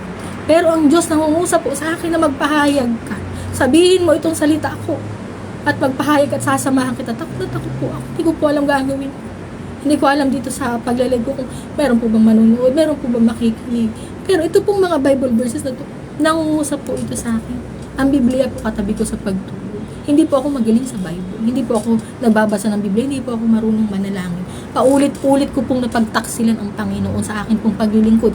Pero paulit-ulit na pinipili po ako ng Diyos para makapagpahayag po ng salita. At dumating ako sa punto na to na magsalita ka. Magsalita ka. Para meron pong makapakinig, meron pong makakita na mabuti ang Diyos. Mabuti po ang Panginoon sa ating buhay, kayang magbago ng buhay ng tao. Paano ko po masasabing nagbago ang buhay ko? Na iniwan ko po ang mga anak ko sa Pilipinas. Naandun po sila para pumunta po ako dito para magtrabaho sana. Pero hindi po naging maganda yung buhay ko dito sa UAE. Parang nakikipagsapalaran po ako sa buhay. Hindi ko po alam kung ano pong gagawin ko. Pero bago po ako pumunta dito, meron pong malaking pangalan sa akin pong vision na nagsasabi na Dubai. Pumunta ka daw po ako sa Dubai. Ang sabi ng Panginoon, I will show you something. Alam niyo po sa bawat pagtulog ko, meron po akong mga vision, meron pong tinig na bumababa sa akin. At naririnig ko po ang tinig ng Panginoon. At sa tinig po ng Panginoon na yan, ang sabi niya, magsalita po ako. Na maipapakita po siya dito. Ano po ang pinakita ni Lord sa akin dito sa Dubai? Dito po ako natuto na magpahayag ng salita ng Diyos. Dito po nagsimula. Nung una po, nagbibideo lang ako, binibideo ko pa, ine-edit ko pa. Kung saan-saan lang po akong lugar kasi hindi ko po alam, wala po akong mapuntahan, wala rin naman po akong bahay, wala rin po akong tahanan. Pero biyaya po ng Panginoon, hindi po niya ako pinapabayaan sa pagkain. Minsan nakikita po ninyo dyan sa mga post, sa post lang po yan na parang masaya ka, maganda ka. Kasi minsan tayo, tao, sa posting po, dyan na po tayo umaasa, parang, ay, maganda ng buhay ito, mayaman na ito. Pero hindi po natin alam ang pinagdadaanan pala ng tao yan. At hindi ko rin po alam kung bakit po dinala ako ng Panginoon sa pagkakataon na ito para makapagpahayag po ng mabubuting balita niya, ng mga salita niya. Wala po akong ina-expect kay Lord. Hindi ko po ina-expect sa Panginoon kung ano pa man ibibigay. Kasi sanay po ako sa wala. Sanay po ako na tinatanggal niya ang lahat ng bagay. Sanay po ako na inalis niya sa akin ang pamilya ko. Ayaw sa akin ng mundo. Ayaw po sa akin ng mga kapatid ko. Ayaw sa akin ng family ko. Parang itinakwil ka ng buong mundo. Parang, pero merong isang Diyos na nananatili na sumasama po sa akin. Na parang ayaw sa'yo ng lahat ng tao. Tinatanong ko po noon ng Panginoon, sabi, bakit parang ayaw mo sa akin? Parang lahat mo sa akin. Pero yun po pala, parang doon ko po nakita na hinugulma niya yung buhay ko. At yun pong mga dilim na pinagdaanan ko sa nakaraan ay magiging po siyang liwanag ngayon para maibahagi ko po sa inyo. Wala po akong ina-expect sa Panginoon. Wala po akong ina-expect na kung ano pa man na parang kapalit nitong pinapagawa niya kasi yun na palagi sabi sa kanya, kunin niya ang lahat ng gusto niya sa akin. Basta, huwag niyo po akong pabayad. Ingatan lang po niya ang mga anak. Ingatan niya. Sa dilim po ng pinagdaanan ko sa buhay ko. Naisip ko po nitong mga nakaraan. Sabi ko, gusto ko na lang po mawala. Parang pakamatay na lang kaya ako. Sabi ko, Lord, pagka sumagad po yung buhay ko at hindi po ako parang pinalalayas ako. Sabi ko, wala po akong mapuntahan. Hindi ko alam. Kasi sa totoo lang, parang ayokong magdala ng mga luggages na mabibigat na para magpapalaboy-laboy. Kasi wala na po akong pera, wala po akong ganito. Pero, ang buti lang ng Panginoon na ang lakas ko po na binibigay niya sa akin sa puso. Tapos may mga tao pa po na mga nagsasalita. Biyaya po ng Panginoon. Doon niya po ako pinalalakas at nakakapagpahayag pa po ako ng ganito ngayon. Hindi ko po para sila sabi na kailangan ko magpaawa. Ito po ay ipinahayag ng Panginoon sa akin na sa kapanahunan na binigyan po niya ako ng karapatan na makapagsalita. At yun pong buhay sa nakaraan ay gagamitin daw po sa kapanahunan para makapagpahayag ng mga biyaya at pagpapala para po sa mga taong aabutin ng tinig ng Panginoon na huwag kang mawawala ng pag-asa, kapatid. Ang sabi sa Joshua 1:9, hindi ba kita inutusan na ikaw ay magpakalakas at magpakatapang na mabuti? Huwag kang matakot timang lupaypay sapagkat ang Panginoon mong Diyos ay sumasayo saan ka man pumaroon. Amen po ba? Yan po ang lakas lang ng mga salita ng Panginoon sa akin. Ulit-ulit. Tapos kahapon po habang naglalakad ako, kasi nawawala na po ako ng nakapagpahayag pa po ako. Yun po ang kauna-unahang live ko kahapon at ito po yung pangalawa. So, kahapon po parang may viewers po akong dalawa. At ngayon po, maraming salamat. Biyaya po ng Panginoon pagpalain po sa mga nakakapanood at nakakapakinig po. Maraming salamat po. Ang Diyos po ang maluwalhati at si Lord po ang bahalang mag-bless sa inyo. Abutin po kayo ng Panginoon sa mga oras na ito. So, yun po, habang naglalakad po ako kahapon, sabi ko, nasa isip ko, alam niyo po yung paulit-ulit na sabi yung Isaiah 60:22 na when the time is right, I the Lord will make it happen. Paulit-ulit, when the time is right, I the Lord will make it happen. Then, nung last 2 weeks po na gusto ko na pong uminom ng lason, gusto ko na pong magpakamatay, sabi ko, ano kayang lason? Inaano ko po, bigla ko lang po kasi naisip yung mga anak ko. Sabi ko, mag-iiyakan sila. Nung nakita ko po yung parang pananaw ko, nag-iiyakan po yung mga anak ko, maliliit, pakawawa naman, sabi ko. Kung gagawin ko to. Sabi ko, hindi, laban pa ako. Sabi ko, ayoko pang sumuko. Sabi ko, ano ba Lord, yung gusto mong mangyari sa akin? Yun nga po, na gusto niya ako, magpahayag ka, gawin ko daw po ito, na parang ipatutuo ko na buhay ang Diyos, na kayang magbago ng buhay ng tao. Hindi lang po sa material na bagay na nakakita. Wala po akong bahay, wala po akong meron. Pinapaalis na po ako dito. Palayaso, wala na rin po akong kakainin. Pero nagtitiwala po ako sa Panginoon na may gagawin siya. Hindi po ako papabayaan ni Yahweh siya. Yan po ang ano ko. Yan po ang pinangahawakan ko ngayon. Sabi ko sa Panginoon, hinahamon ko siya. Kung talagang buhay ka, patunayan mo na ikaw ang Diyos na pinaglilingkuran. Yun lang. At yun po na parang dito nga po yung record ko, hindi po siya ganun ka-ayos. Pero sabi ko sa kanya, ayusin ng Panginoon ang lahat ng bagay. Kasi wala pong imposible sa Panginoon. Nagpipray pa rin naman po ako na huwag niya akong pabayaan. Ang pinapagawa pong mission ng Panginoon sa akin na pagpahayag ng mga buhay na salita ay maliit na bagay lang po na kaya ko pong gawin. Kaya ko pong ialay sa kanyang aking buhay kahit ano po ang gusto niyang kunin sa akin. Hindi po ako nag-expect sa Panginoon ng kahit na anong yaman o kahit na anong rangyang. Sabi ko lang po, is-safety niya ako. Yung maramdaman ko po na safe ako para nakakapagpahayag po ako, nakakalakad po ako, nakakapaglingkod ako sa kanya. Hindi po ako naghahangad ng kahit na ano niya. Kasi nung makita ko po dun sa kasagaran na po ng buhay ko na gusto ko pong mawala, gusto ko na po talaga magpakamatay 2 weeks ago na sabi ko po talaga na kung namatay ako ng mga panahon na yun, kung ginawa ko po yun, wala rin namang saysay po yun. Wala rin makakaalala. Parang wala rin pong mangyayari sa akin. Hindi rin ako maalala ng mga anak ko nang walang. So sabi ko, gusto ko pong gawin ito para sa Panginoon, para sa sarili ko na nagawa ko po yung pinapagawa niya misyon. So yun po ang pinakamabuti. Na maikli lang po ang buhay ng tao. Sa mga pagsubok po nating nararanasan, na andyan po ang Diyos na hindi po tayo iwan. Sa mga sagad, yun nga po, sa pinakasagad ng buhay mo kapatid, na ando nagpapaalala ang Panginoon na may kasama ka, hindi ka niya papabayaan. Praise God. At yun nga po, hallelujah. Nasaan na ba ito? At yun nga po, ang sabi po ng Panginoon, sa, ano daw po ang kapalit ng pananatili natin sa Panginoon? Nasaan na po ba tayo? Praise God. Pasensya na po.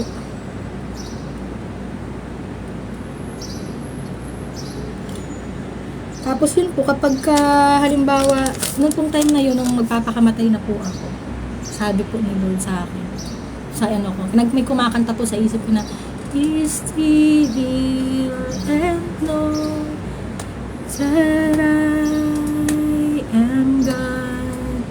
Be still and know that I am God. Yun po, na pinapaalala po niya sa akin na parang manatili po ako, magtiwala po ako sa Kanya na nandyan po siya, na parang alalahanin ko po siya. Yun po ang pray ko sa Kanya, na alalahanin din ng Panginoon yung maliliit ko pong paglilingkod, na mahabag po siya sa akin. Tapos nung araw po na yun, pagka ano ko po doon, lumabas po ako kasi ayoko na po na lumabas na rin pala. Tinatakpan ko po ng, gusto ko po madilim, gusto ko po lang nakahiga. Tapos tinatakpan ko po ng towel yung ilalim nung pintuan para wala pong pumasok na liwanag. Gusto ko po madilim na walang makakakita sa akin. Hindi ko po alam kung ano lang. Basta, ang tao po pala, kapag magpapakamatay ka na, totoo po pala talaga yung parang meron pong sa isip mo na magsasabi sa'yo na sige na, gawin mo na yan. Gawin mo na yan. Parang sige na, tuloy mo na yan. Totoo po yan. Pero kapag malakas po ang pananampalataya natin sa ating Panginoon, hindi po niya hayaan na bumigay po tayo. Yun po yung time na pag may mga nagpapakamatay po, totoo po yun. Na kaya po sila nahahatak na magpakamatay. Kasi yun na po ang mindset nila. Magpakamatay, yun na po yung puso.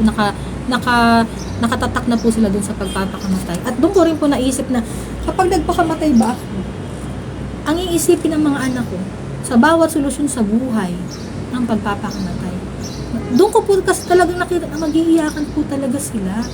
Tapos bigla ko po kahit parang kasi hindi po maayos yung relationship namin ng mga kapatid ko, ng family ko, at hindi po talaga okay. Noon po kasi parang hindi ko po masabi sa sarili ko na totoo ba talaga si Lord? Na parang hindi nga maayos yung family ko, hindi nga maayos yung relationship, broken relationship na kami ng mga kapatid ko, ng family ko. Ayaw pa sa akin ng family kasi naiinis po sila dahil sa nakaraan ko, kinaiinisan po nila. Tinakwil po nila ako kasi tok-tok daw po ako ng mga panahon na yun. At nagkaanak daw po ako ng maaga. At maaga po akong lumandi.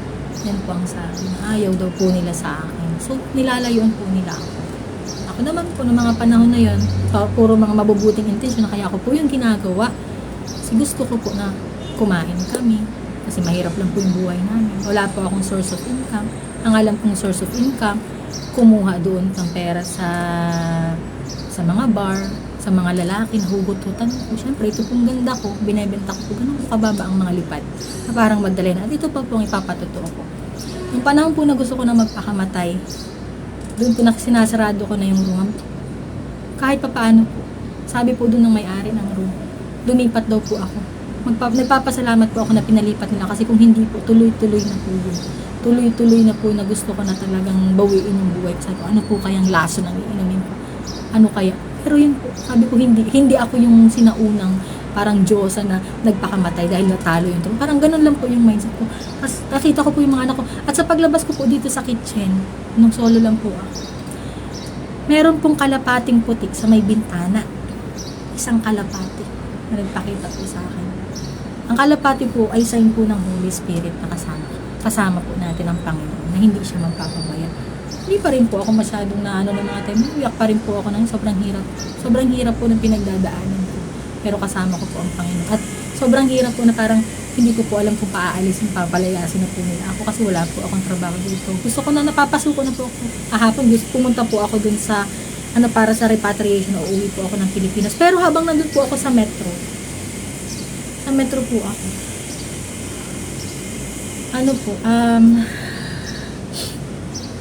Yung isip ko po, sabi ko, ayoko po sumuko.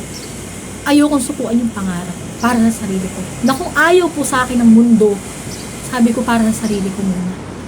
Kasi ang puso ko po, kung meron ako, halos ibigay ko po lahat sa lahat ng tao. Na parang kapag ikaw yung lumapit sa akin, hindi kita pa uuwiing walang-wala. Kahit papanalangin pa kita, kahit buhay, parang uuwi kang may pag-asa, maliwanag ang buhay mo. Bibigyan kita ng lakas na parang hindi ka manghihina kapag humingi ka ng tulong sa akin. Pero ba't pag ako, sabi ko po sa sarili, pag ako parang ang hirap po, na parang ubos na ubos ako. Doon ko po nakita din kahapon habang sabi ko, hindi ako pwedeng sumuko. Hindi lang po para sa mga anak ko. Para po sa sarili ko, hindi ko pa po sinusuko ng sarili.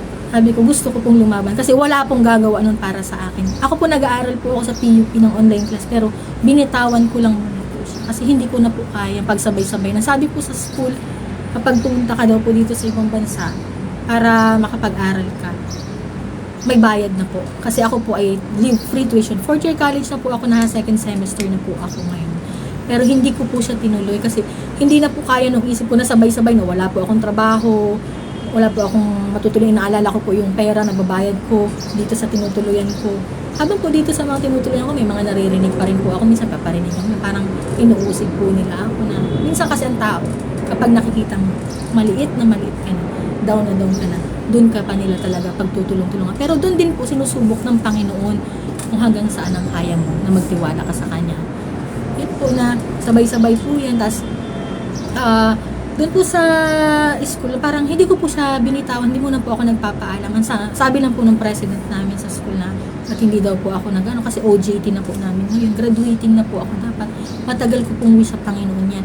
Ang pag-aaral ko po, wala po sa akin gustong magpaaral. Nung nasa Manila po ako, sabi ng ang dami ko po ng mga hinihingi ng tulong. Pumupunta pa po kay Rafi Tulpo para manghingi po ako ng passes lang na ipapakita ko po sa mga school to na gusto ko pong mag-aral. Parang i-sign mo to na minsan doon pa sa mga sa QC, kung saan ako malakas sa Caloocan po ako nakatira ng mga time na yun. And then yun po na pinanalo po ng Panginoon na nakapasok po ako sa PUP. At saktong-sakto po, yung pinag-aralan ko po sa sakto po lahat ng papers ko, documents ko. Ang sabi nga daw po, kapag tama daw po sa panahon at para sa'yo daw po yun, lahat po ng ipuprovide ni Lord, walang kahirap-hirap. Pag para sa'yo at galing sa Panginoon, magaan po ang lahat. So yun po yun, nangyari nga nakapasok po ako. Tuwang-tuwa po kasi wala po ako tuition. Tapos ang pasok ko lang po kada Saturday, every twice Saturday, tapos may mga assignment lang. Pero wala pa po akong gadget. Hindi po ako makabili ng laptop. Alam niyo po yun na puro pagsubok po. Kahit parang binigay sa akin ni Lord, puro pagsubok. Pero tinawid ko po siya hanggang 3rd year college, hanggang 4th year college. Wala po akong laptop, sa gawa ko po ng assignment sa cellphone lang. Hindi po ako makabili kasi sa tuwing may pera po ako, ibibili po namin ng mga anak ko ng pagkain, kailangan po ng ganito, may pambayad sa utang. Yung bakit yung mga gusto ko sa sarili ko hindi ko makabili. Nakarating po ako dito ng UAE, nakabili po ako ng laptop. Doon po sa, kung kailan na po ako may laptop, saka po ako parang hindi ko na po kayang makapag-school. Kasi yung OJT po namin, kailangan daw po nasa Pilipinas. At wala na po akong kakayahan kasi magulo po yung papers ko dito. Sobra-sobra po yung pagsubok. Nasabay-sabay pong pumasok. Nasabi ko, praise the Lord, yun lang po ang kaya kong gawin na surrender po ako sa Panginoon sa ginawa niya sa akin. Hindi ko po malaman kung sabi ko bakit, hindi ko maintindihan na dumating po ako doon sa kasagaran na sabi ko gusto ko na pong mamatay. Kunin mo na lang ako. Kagabi po sa simbahan, sabi kunin mo na lang ako. Hindi ko na po kaya. Pero yun nga po, pinapagawa po ng Panginoon na magpahayag ka. Gawin mo ito. Pagpahayag kasi yan po ang sabi ng Diyos, ipahayag mo ako, magpapakilala ako sa pamamagitan mo. At doon po na sobrang sakit po ng mga nararanasan ko, wala na po ako, sagad na po ako, pero ang sabi po ng Panginoon, yun nga, magpakalakas daw po ako. At hindi po ako nahihiyan ipahayag doon kasi kung ginawa ko po na magpakamatay nung last 2 weeks ago, wala na, hindi ko magawa ang mission. Kaya, hindi po ako mahihiya na magpahayag sa kabutihan ng Panginoon. Wala po akong yaman, wala po akong meron. Hindi po ako, ibinababa ko po ang sarili ko sa Panginoon kahit po katulong pinapasok. Kahit nakapagtayo po ako ng business dyan sa Maynila, kahit po meron po ako, parang, alam mo po yun na nabubuhay ka sa galit, nabubuhay ka sa yabang na parang sa bawat parang yun ang kumikilos sa'yo para i-manipulate yung buhay mo. Pero nung sinagad po ako ng Panginoon, na parang sabi po niya na huwag daw po akong mabuhay sa galit, sa yabang, mabuhay ako ngayon sa pagmamahal. Na kahit po nakakatakot, ang sabi ng Panginoon na magtiwala ako sa Kanya. So ito pong ginagawa kong pagpapahayag. At yung mga naranasan ko po sa aking buhay. Biyaya ng Panginoon na sana maging biyaya at pagpapala, tiwanag po sa bawat isa sa atin na nakakapakinig. Nagpapasalamat po akong palagi sa Panginoon. Ngayon po sa mga viewers na nakakapakinig. Hindi ko po alam kung saan man inaabot po ang tinig ko, ang video na ito. Pero parang nawala po ba yung hiya ako na parang hindi ko po kailangan ikahiya ang Panginoon. Ang tagal na po akong tinawag ni Yahweh El Shaddai 2014 po sa pagiging drug addict ko po, sa pagiging pokto ko po, sa pagbibenta ko ng katawan. Bakit po ako mahihiya na ipahayag siya? Pero ng mga panahon na yun po, nakadiliman na pinagdaanan ko sa aking buhay. Kasi wala po akong alam na trabaho. Hindi ako marunong. Hindi ko po alam kasi puro pride yung umiiral sa akin, puro galit po. So, yun lang, parang naano ko nung pag nagtatrabaho, aalipinin ako nito. Yun lang ako nito. Pero ngayon po na naranasan ko na mahalaga po ang trabaho ng tao. Na parang pahalagahan mo ang bawat biyayang nararanasan. Hindi po ako na marunong magpahalaga sa pera. Hindi rin po ako marunong... Basta parang ubos-ubos biyaya ka. Hindi mo alam kung naisip mo para bukas. Kasi ang lagi ko po naisip, tuloy-tuloy ang blessing ng Panginoon, hindi na ubos. Pero nung inubos ng Panginoon, sinagad niya ako. Tinuturuan po pala ako ng Panginoon kung paano pahalagahan ang bawat biyaya, pagpapala niya. Na ganito mo kontrolin. At ang lahat ng bagay ay pinaghihirapan hindi sa madali at hindi sa maruming paraan. Na ang lahat ng bagay, gawin mo na may kasamang pananalangin. So yun po ang itinuro sa akin ng Panginoon. At kung ang buhay ko po, isinauli ko sa Diyos 2 weeks ago, nasaan na po kaya ako ngayon? Iuuwi daw po akong bangkay sa Pilipinas. Praise the Lord. At yun po ang iniiyak ko kahapon doon sa metro na sabi ko, hindi ko pwedeng sukuan ng sarili. May pinapagawaan Diyos sa akin, kailangan kong gawin. So ito pong nararanasan ko ngayon. Maraming salamat po sa Panginoon. So, sa bawat po distraction daw na nararanasan natin sa ating pananampalataya, ang dapat po natin gawin ay ang manalangin at ang magpuri sa Panginoon. Ang umawi tayo, sumayaw, makinig po tayo ng mga music at worship song. Ganyan po ang gawin natin para po lumakas ang ating spirito. At yun po kung Katoliko, huwag po natin lagi sasabihin, hindi ako karapat dapat sa pagkain ng osya. Karapat dapat ka, kapatid. Kumain ka ng osya, ng katawan ng tanggapin mo ang Panginoong Hesus sa buhay mo kasi kulang ang buhay mo kapag wala ang Panginoong Hesus Kristo. Papasukin mo siya, kumakatok sa'yo. Kapag ka kumakain ka ng osya, sabihin, hindi pa kasi nakapagkumpisa. Huwag mong isipin yun. Ang isipin mo, tinanggap mo ang Panginoong Hesus. Tanggapin mo kasi kagalingan yun sa espiritu mo. Na sinasabi nga sa humiliya ng pari na sa isang salita mo lamang ay nagagaling na ako. Minsan tao lang po ang nag-criticize sa tao. Tao lang nagsasabi na, huwag ka kumain niya, huwag ka kumain niya kasi makasalanan ka. Hindi po na, hindi ka nakakakumpisal. Wala nakakaalam na hindi ka nakakakumpisal. Magsuko ka sa buhay mo sa Panginoon. Ang gawin mo, ilapit mo ang puso mo sa Panginoon at kainin mo, tanggapin mo ang katawan ng Panginoon Jesucristo at doon po ako nagsimula sa pagkain ng hostia. Pero nakungumpisal po ako ng mga panahon hanggang sa na palagi ko po siyang ginagawa. Parang ang sarap. Pero nakakahiya po ng mga unan. Sa kumpisal ng kumpisal, tao lang naman ito. Isuko mo po sa Panginoon ang lahat ng inaalala mo. Minsan, totoo nga po yan. Tao lang yan. Pero, nakakatulong ang panalangin yan para ang espiritu mo at ipanalangin ka ng taong yan, ng pari na yan, para lumapit ka sa Panginoon. At mabuksan ang pintuan ng Diyos para sa mga bagong oportunidad sa buhay mo. Kasi ang panalangin po ng mga matuwid na tao ay naririnig ng Panginoon. So, yun po.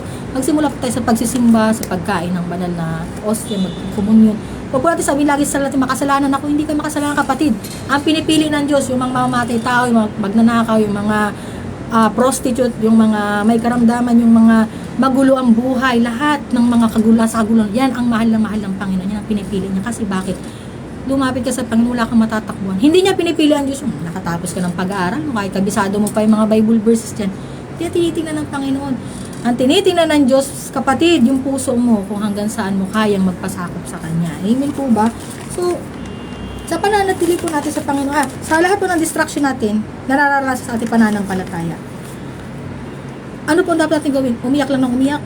Ay, minsan po, pag ganyan na may mga problema, alam niyo po yung journaling, magsulat po kayo. Sa pagsusulat po natin, isulat daw po natin lahat ng gusto natin sabihin. Minsan kasi hindi natin masambit. Kasi parang hindi pa tayo bukas sa pananalang, hindi pa tayo parang ready. Kasi alam po ng espiritu natin yan kung ready na tayo makipag-niig sa Panginoon. Magsulat ka, mag-journal ka. Pwede ka magsindi ng candle, mag-pray ka doon. Kung hindi ka pa marunong mag-Santo Rosario, pwede pa rin po na mag-aral naman sa YouTube. Pero kung hindi pa rin talaga, isulat mo lahat ng wishes mo. Wishes mo lahat, i-manifest mo daw. Kasi nakikita, naririnig ng Diyos yan, yung ginagawa mo. Sa pagsusulat kasi natin, ang isip po natin, ano ba yung ano mo, sa imagination mo lang yan, sinusulat mo lang, kung ano nasa isip mo, yun po ang pangungusap mo sa Panginoon. So nakakakonekta ka sa Panginoon, sa divine, sa pagsusulat mo. Ayan po yung distraction natin na nararanasan sa pananampalataya natin. Ang dapat natin gawin yung mga, imbis na magalit po tayo, isulat natin yung mga problema po natin. At ano pa po, sa Efeso 5:19-20, ang sabi po ng Panginoon, hi, Osang, kumusta ka na? Shout out sa'yo dyan. Ingat ka dyan sa Qatar, tama ba? Salamat sa panonood po. God bless you. Ang sabi po sa Ephesians 5:19-20, na kayo'y mga gusapan ng mga salmo at mga himno at mga awit na ukol sa Espiritu na nag-aawitan at nagpupuri sa inyong mga puso sa Panginoon. Na kayo'y laging magpasalamat sa lahat ng mga bagay sa pangalan ng ating Panginoong Hesukristo na sa Diyos na ating Ama. Amen. At yun po, na sa ating pong nararanasan distraction, imbis po magalit tayo, magpasalamat po tayo. Ipagpasalamat natin sa Panginoon na ang pinagdadaanan natin ay biyaya niya. Kasi blessing in disguise po yan minsan. Totoo lang. Katulad niyan, kung hindi ko po nararanasan itong mga pagsubok na ito, hindi niya po ako parang ino-urgent o parang hinuhulma, parang sinisilaban. Hindi po ako makakapagsalita ng ganito. Ibig sabihin, ginamit po ako ng Panginoon para makapagpahayag ng mga buhay na salita ng Diyos para dun po sa mga nawawala ng pag-asa, maabot din po na hindi po dapat nating isauli ang buhay sa Panginoon. Hayaan po natin ang Diyos ang kumuha sa atin. Minsan nga po may mga malubang sakit. Pilit na umiinom pa nga ng gamot para mabuhay lang. Tapos ikaw na malakas, papatayin mo na yung sarili mo. Huwag naman kapatid. Huwag naman ganun. Parang pwede ka pang magpuri sa Panginoon. Sa akin po, ang inaano ko na lang, si Lord nang bahala. Alam ng Panginoon ang gagawin niya sa akin. Ang sabi ko, sa loob ng ganito na 6 na araw, paghimalaan mo yung buhay ko. Nakita ko kung gaano kabuti ang kapangyarihan sa aking buhay. Praise the Lord. At yun po, magpasalamat daw po tayong palagi sa Panginoon. At ang sabi po dito sa Filipos 4:6-7, huwag kayong mga balisa sa anumang bagay, kundi sa lahat ng mga bagay sa pamamagitan ng panalangin at daing na may pagpapasalamat ay ipakilala ninyo ang inyong mga kahilingan sa Diyos. At ang kapayapaan ng Diyos na di masayod ng pag-iisip ay mag-iingat ng inyong mga puso at ng inyong mga pag-iisip kay Kristo Jesus. Amen po ba? Huwag daw po tayo mabalisa.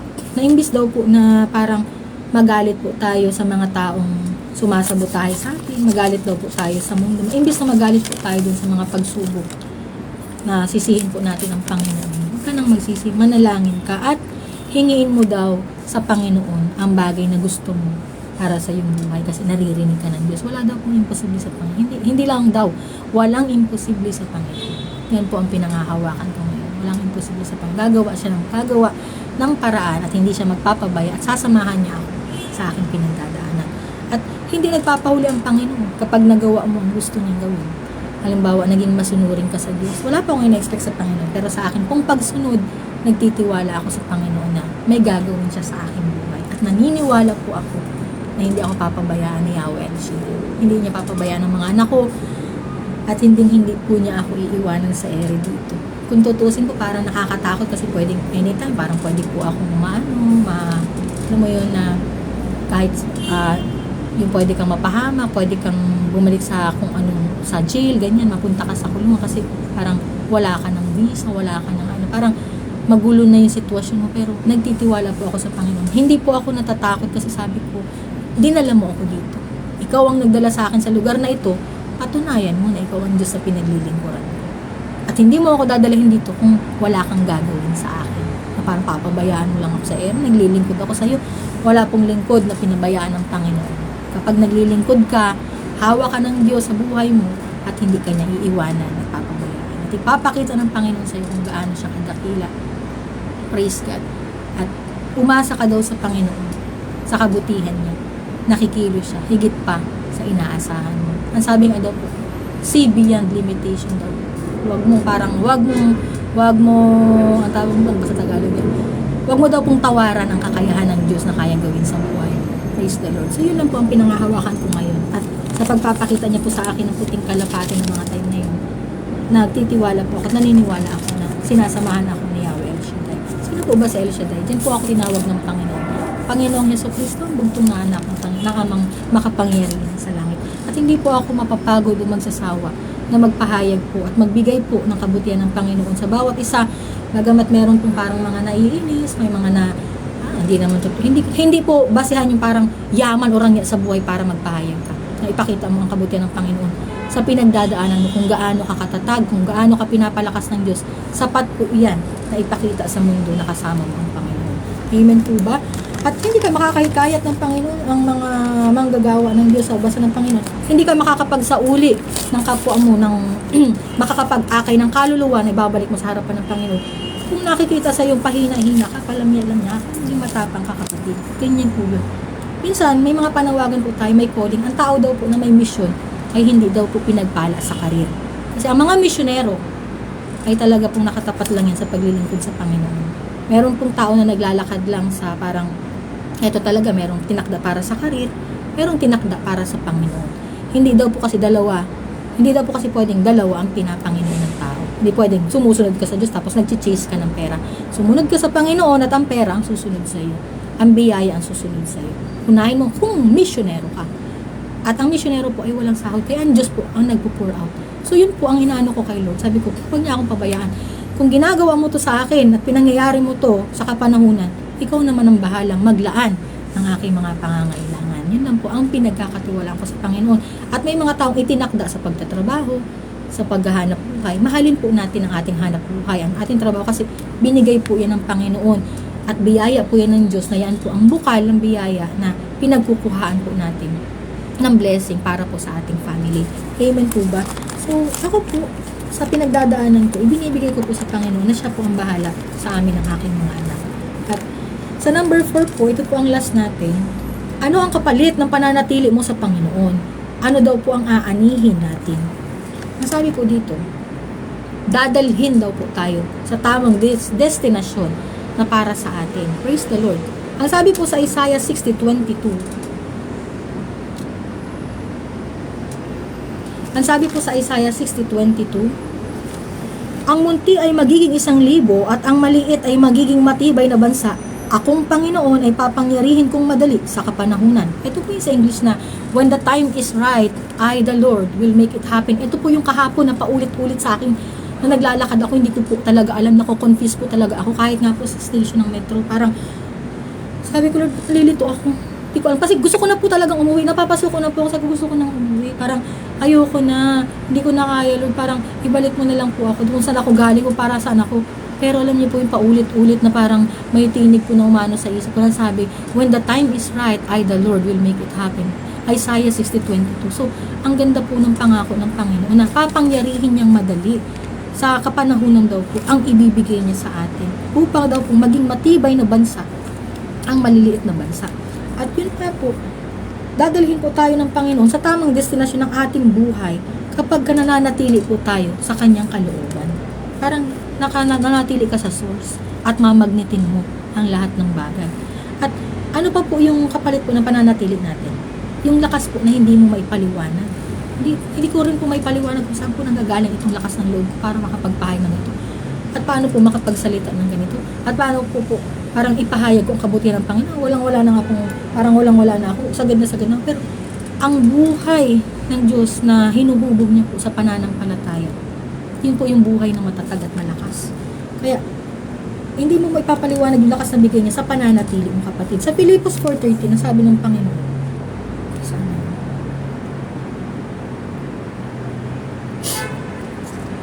lahat ng mga bagay ay aking magagawa doon sa nagpapalakas sa akin. Sino po ba nagpapalakas sa atin? Ang Panginoon. Ang Panginoong Hesus Cristo. Yan po ang ating Ama na siyang ating personal na tagapagligtas sa ating buhay. At Ano po ang mararanasan natin kapag nananatili po tayo sa ating Panginoon? Ang kalayaan po at ang kapayapaang hindi masayod ng kaisipan. Hindi masayod ng kaisipan. Hindi ko po rin po na sa pinagdadaanan ko po, payapa po ang puso at isip ko. Napapayapa po na parang, yun nga po ang sabi ng Diyos na manatili ka. Manatili ka sa akin. Wala kang gagawin, magpahayag ka. Pero syempre, hindi po ako nawawala ng pag-asa na magkakaroon po ako ng trabaho. Ayoko pa pong sumuko. Gusto ko pang lumaban para sa sarili ko at para po sa mga anak ko.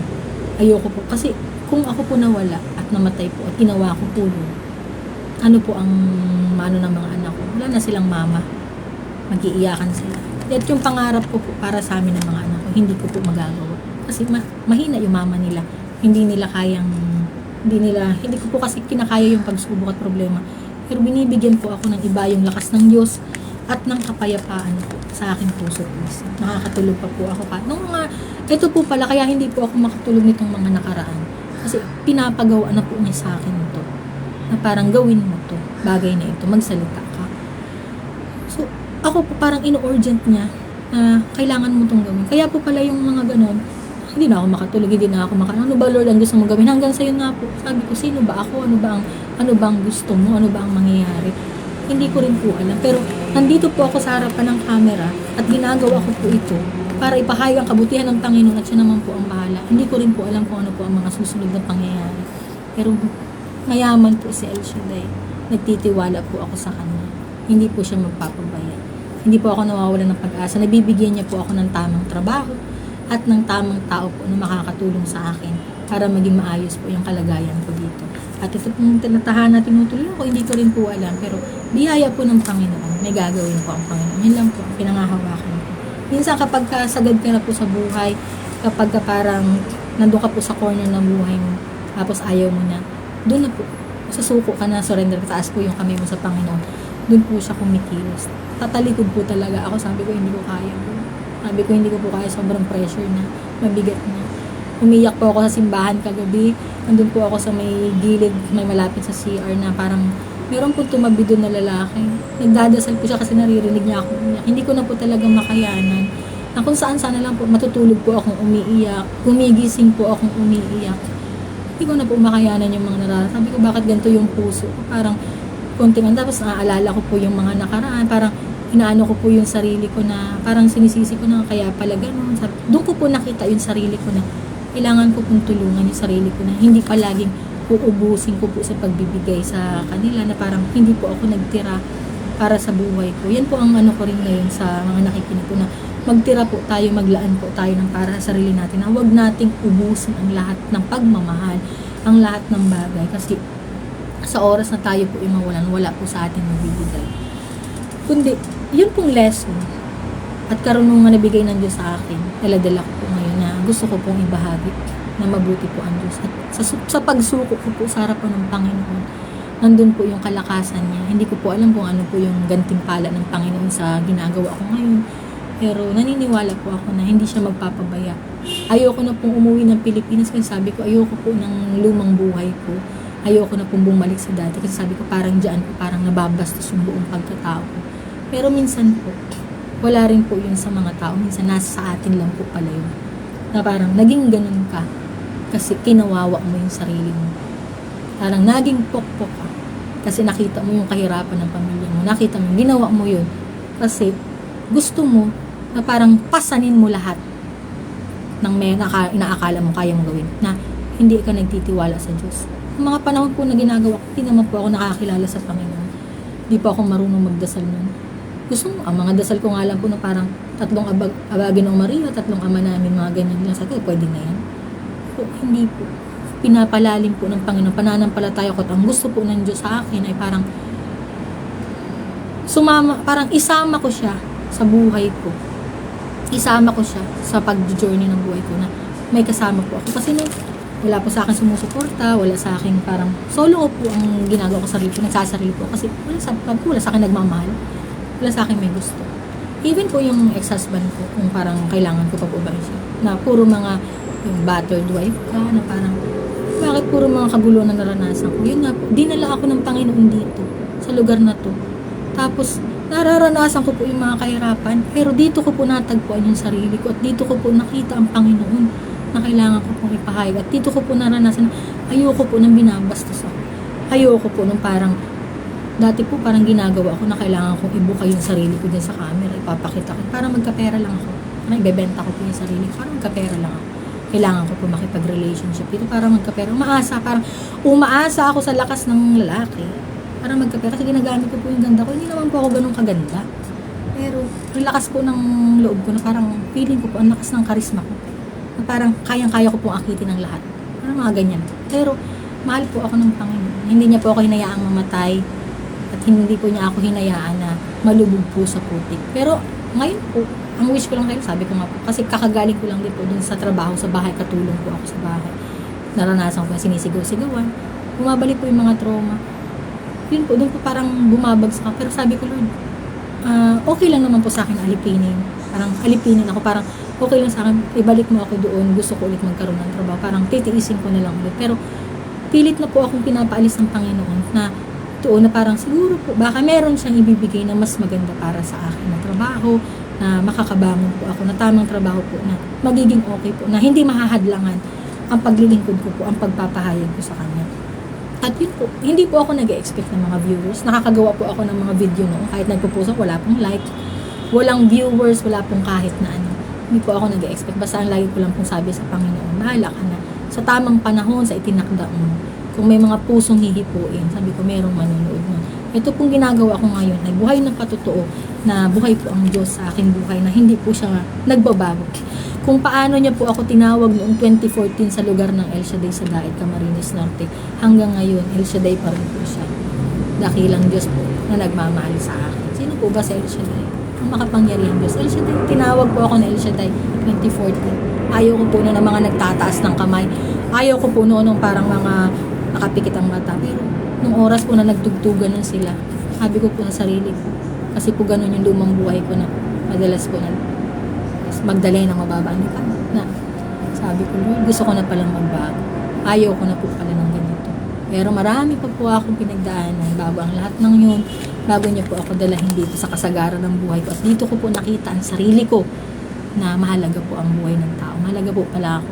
Ayaw po sa akin ng mga tao, parang pinaparinigan po nila ako ng mga masakit, pinaparinigan po nila ako na parang minsan kumakain po ako, nababastos po ako na may kumakanta po dyan na gusto kong umutot pero tayo lumabas. Alam niyo po yun na parang sabay-sabay po yung gano'n, parang pambabastos, pang-uusig po sa akin na sobrang sakit pero tinitiis ko lang kasi parang pilit po akong kino-corner ng buhay sa sitwasyon na to para makita ko po yung sarili ko na kung wala man nagmamahal sa'yo at ganun ang nakaraan mo, mahalin mo yung sarili mo, irespeto mo yung sarili mo, na kung paano mo daw po gustong irespeto ka ng kapwa mo, ganun mo din irespeto yung sarili mo.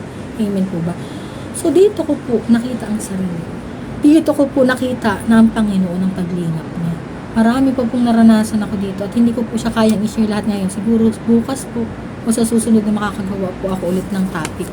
Pero masarap po sa pakiramdam ko na makapagbahagi ng ganito. At parang nararamdaman ko po na nagaganap ko po ang mission ng buhay na pinapagawa ng Diyos. At bahala naman po siya sa akin. Wala po akong trabaho. Bahala po ang Diyos na magpakain. Praise God. At yun po, mabuti po ang Panginoon. Ang sabi po ng Panginoon dito, ano daw po ang kapalit ng pananatili natin sa Panginoon at ano daw po ang aanihin natin sa Kanya. Yun pong kalayaan po, kapayapaang hindi masayod ng kaisipan. Payapa po ang puso at isip. At ano pa po, yung respeto sa buong mundo. Hindi ko po alam. Pero ito po ang sinabi ng Panginoon sa kapahayagan niya. Respeto sa buong mundo. Sa mga naranasan mo sa buhay mo, sa pagsunod at pananatili mo sa Panginoon, mararanasan mo yung respeto. Totoo nga ba? Sabi ko yung totoo nga ba na nire-respeto ako? Ganto-ganto yung mga naririnig ko. Pero biyaya po ng Panginoon. Siguro po, gagawin ng Panginoon. Paghihimalaan niya ang lahat ng tao na maranasan ko din kung paano ako i-respeto. Kasi ganun ko po kamahal yung sarili ko. Ayoko po talaga na nakakarinig pa naman. Parang ang sakit-sakit, parang gusto ko pong tumakbo. Pero sabi ko, Lord, saan ako pupunta? Takot kupin mo naman ako. Nung po na parang, hindi ko na alam, sabi ko, Lord, hindi pa siya nangyayari. Pero ipinapanalangin ko na siya na huwag mo akong pabayaan.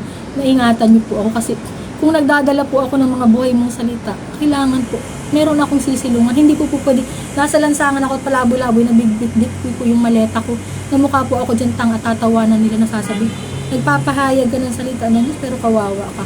Yun pong inaano ko na, hindi naniniwala ang tao hanggat wala sa yung nakikita. Ang gusto kasing makita ay milyones, yaman, karangyaan sa buhay.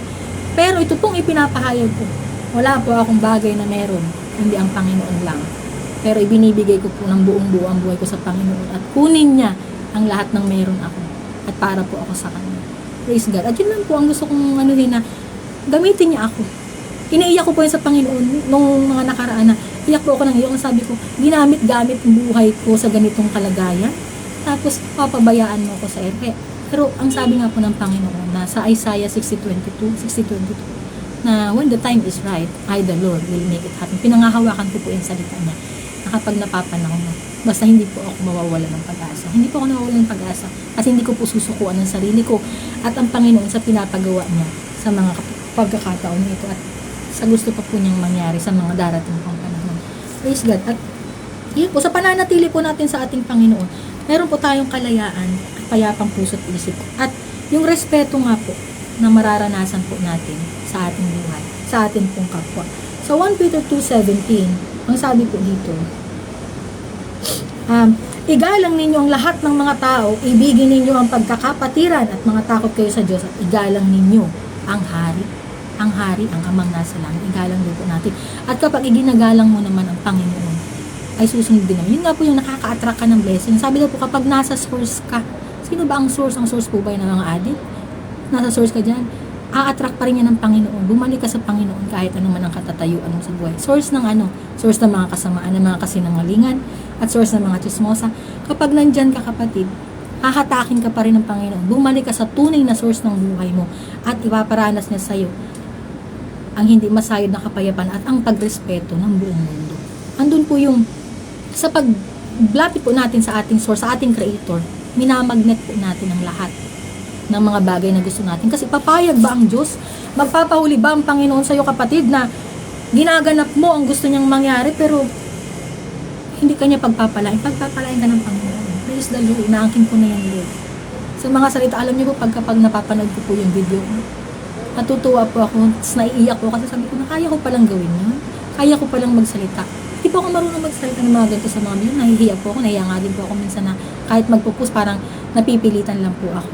Pero biyaya ng Panginoon na parang kahit gusto ko pong magtago, pilit niya po akong nilalabas kasi parang nahihiya po ako sa sarili ko na gano'n yung nakaraan ko. Nahihiya ako sa sarili ko na eto ako na tinatanong ko pa yung sarili ko, karapat dapat ba ako sa harapan ng Panginoon na napakarumi kong babae? Na napakarumi kong tao. Karapat dapat ba ako dito na parang wala naman sa akin nagkakagusto, wala naman sa akin nagmamahal, lahat sa akin wala. Parang hindi, deserve ko ba na mag-show up sa mundo ito at ipahayag ka na wala naman sa akin nakikita? Karapat dapat ba akong pakinggan ang buong mundo na totoo ka nga bang Diyos na buhay? Na parang ano bang ipapakita ko sa tao na wala naman sa akin nakikita? Ano ang sasabihin ko sa tao na ako hindi ko nararanasan? Pero sa pagkakataon po sa buhay po na ibinigay ng Panginoon sa akin na kung nagpakamatay po ako at itinuloy ko po yung praise the Lord. Wala pong magsasalita ngayon. Doon lang po ako ngayon. Pinakita po talaga niya sa akin. Nakasama ko siya. Yung kalapating puti at yung pong mga anak ko na nag-iiyakan na sabi daw. Sabi ko po nun sa ano na kapag ginawa ko to, yun doon ko po talaga na naisip. Tapos ang dami na po ng mga naririnig ko talaga na sige na, gawin mo na yan, tuloy-tuloy na po. Tuloy-tuloy na talaga yun, gawin mo na. Pero praise the Lord, inaagaw po talaga ako ng Panginoon na huwag mo yung gawin na. Yun nga pong kanta na, be still and know that I am God. Ulit-ulit po yun, ulit-ulit. Tapos ulit-ulit sa isip ko na, kayo, lalaban pa ako.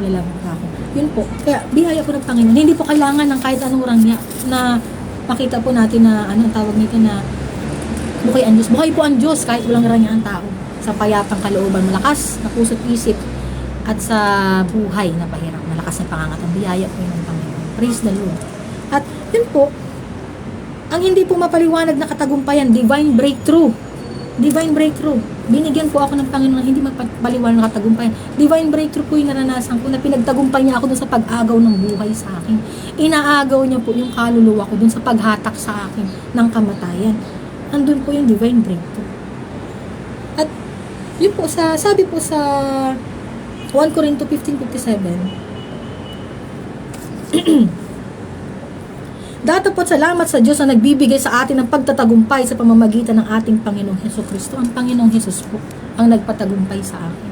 Ang Panginoong Hesus po ang nagbigay ng buhay, ng kaligtasan, na umaagaw po ng buhay ko doon sa kamatayan, sa oras na yun, na hindi ko po yun gawin. Kasi kung ginawa ko po, wala na, hindi ko na po alam. Kawawa po ang mga anak, pinaglalamayan na po ako ngayon.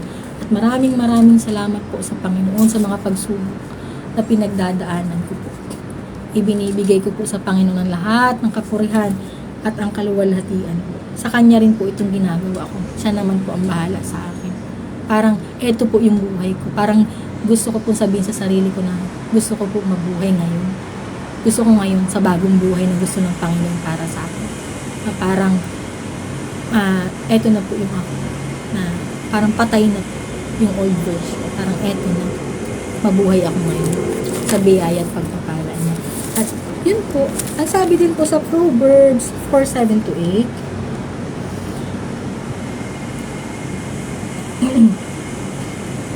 praise God. Nasaan na po yun? Hallelujah. Sabi po dito ng Panginoon,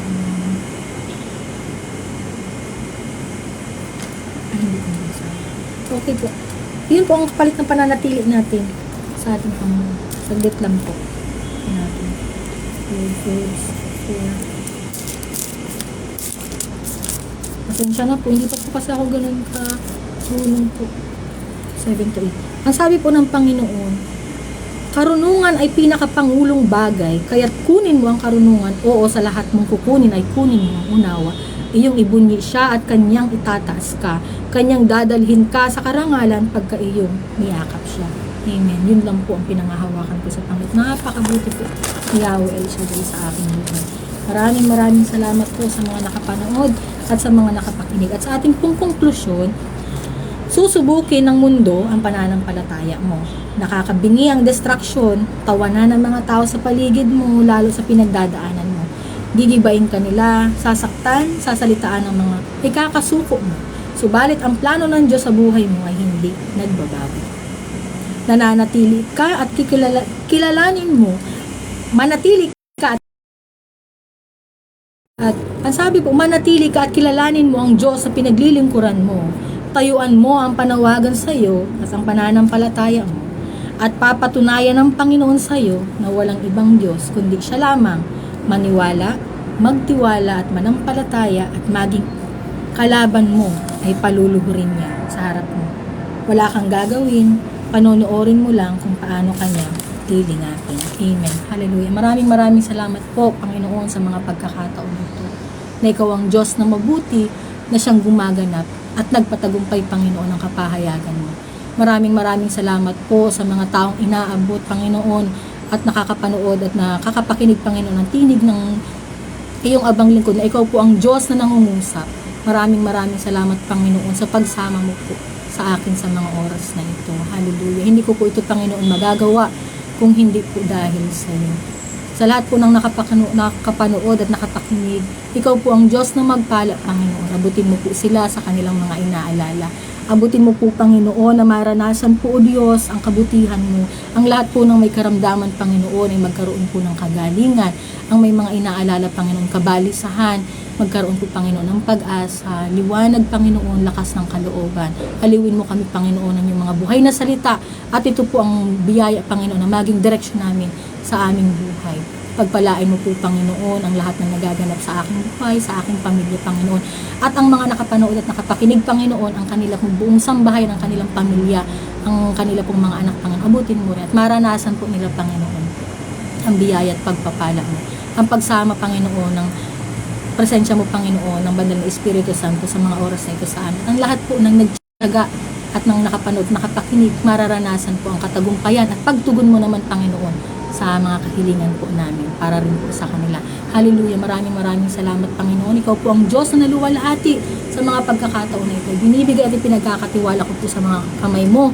Ang lahat, Panginoon, at ang panalangin ko pong ito ay basbasan mo at ang kapahayagan mo, Panginoon, ay basbasan mo sa pangalan ni Jesus Alang-alang sa kalinis-linisang puso ni Maria po, Panginoon, basbasan mo ito, O Diyos, sa pangalan ng Ama, ng Anak at ng Diyos, Espiritu Santo. Amen. Thank you, Lord. Maraming salamat po. God bless you po sa lahat.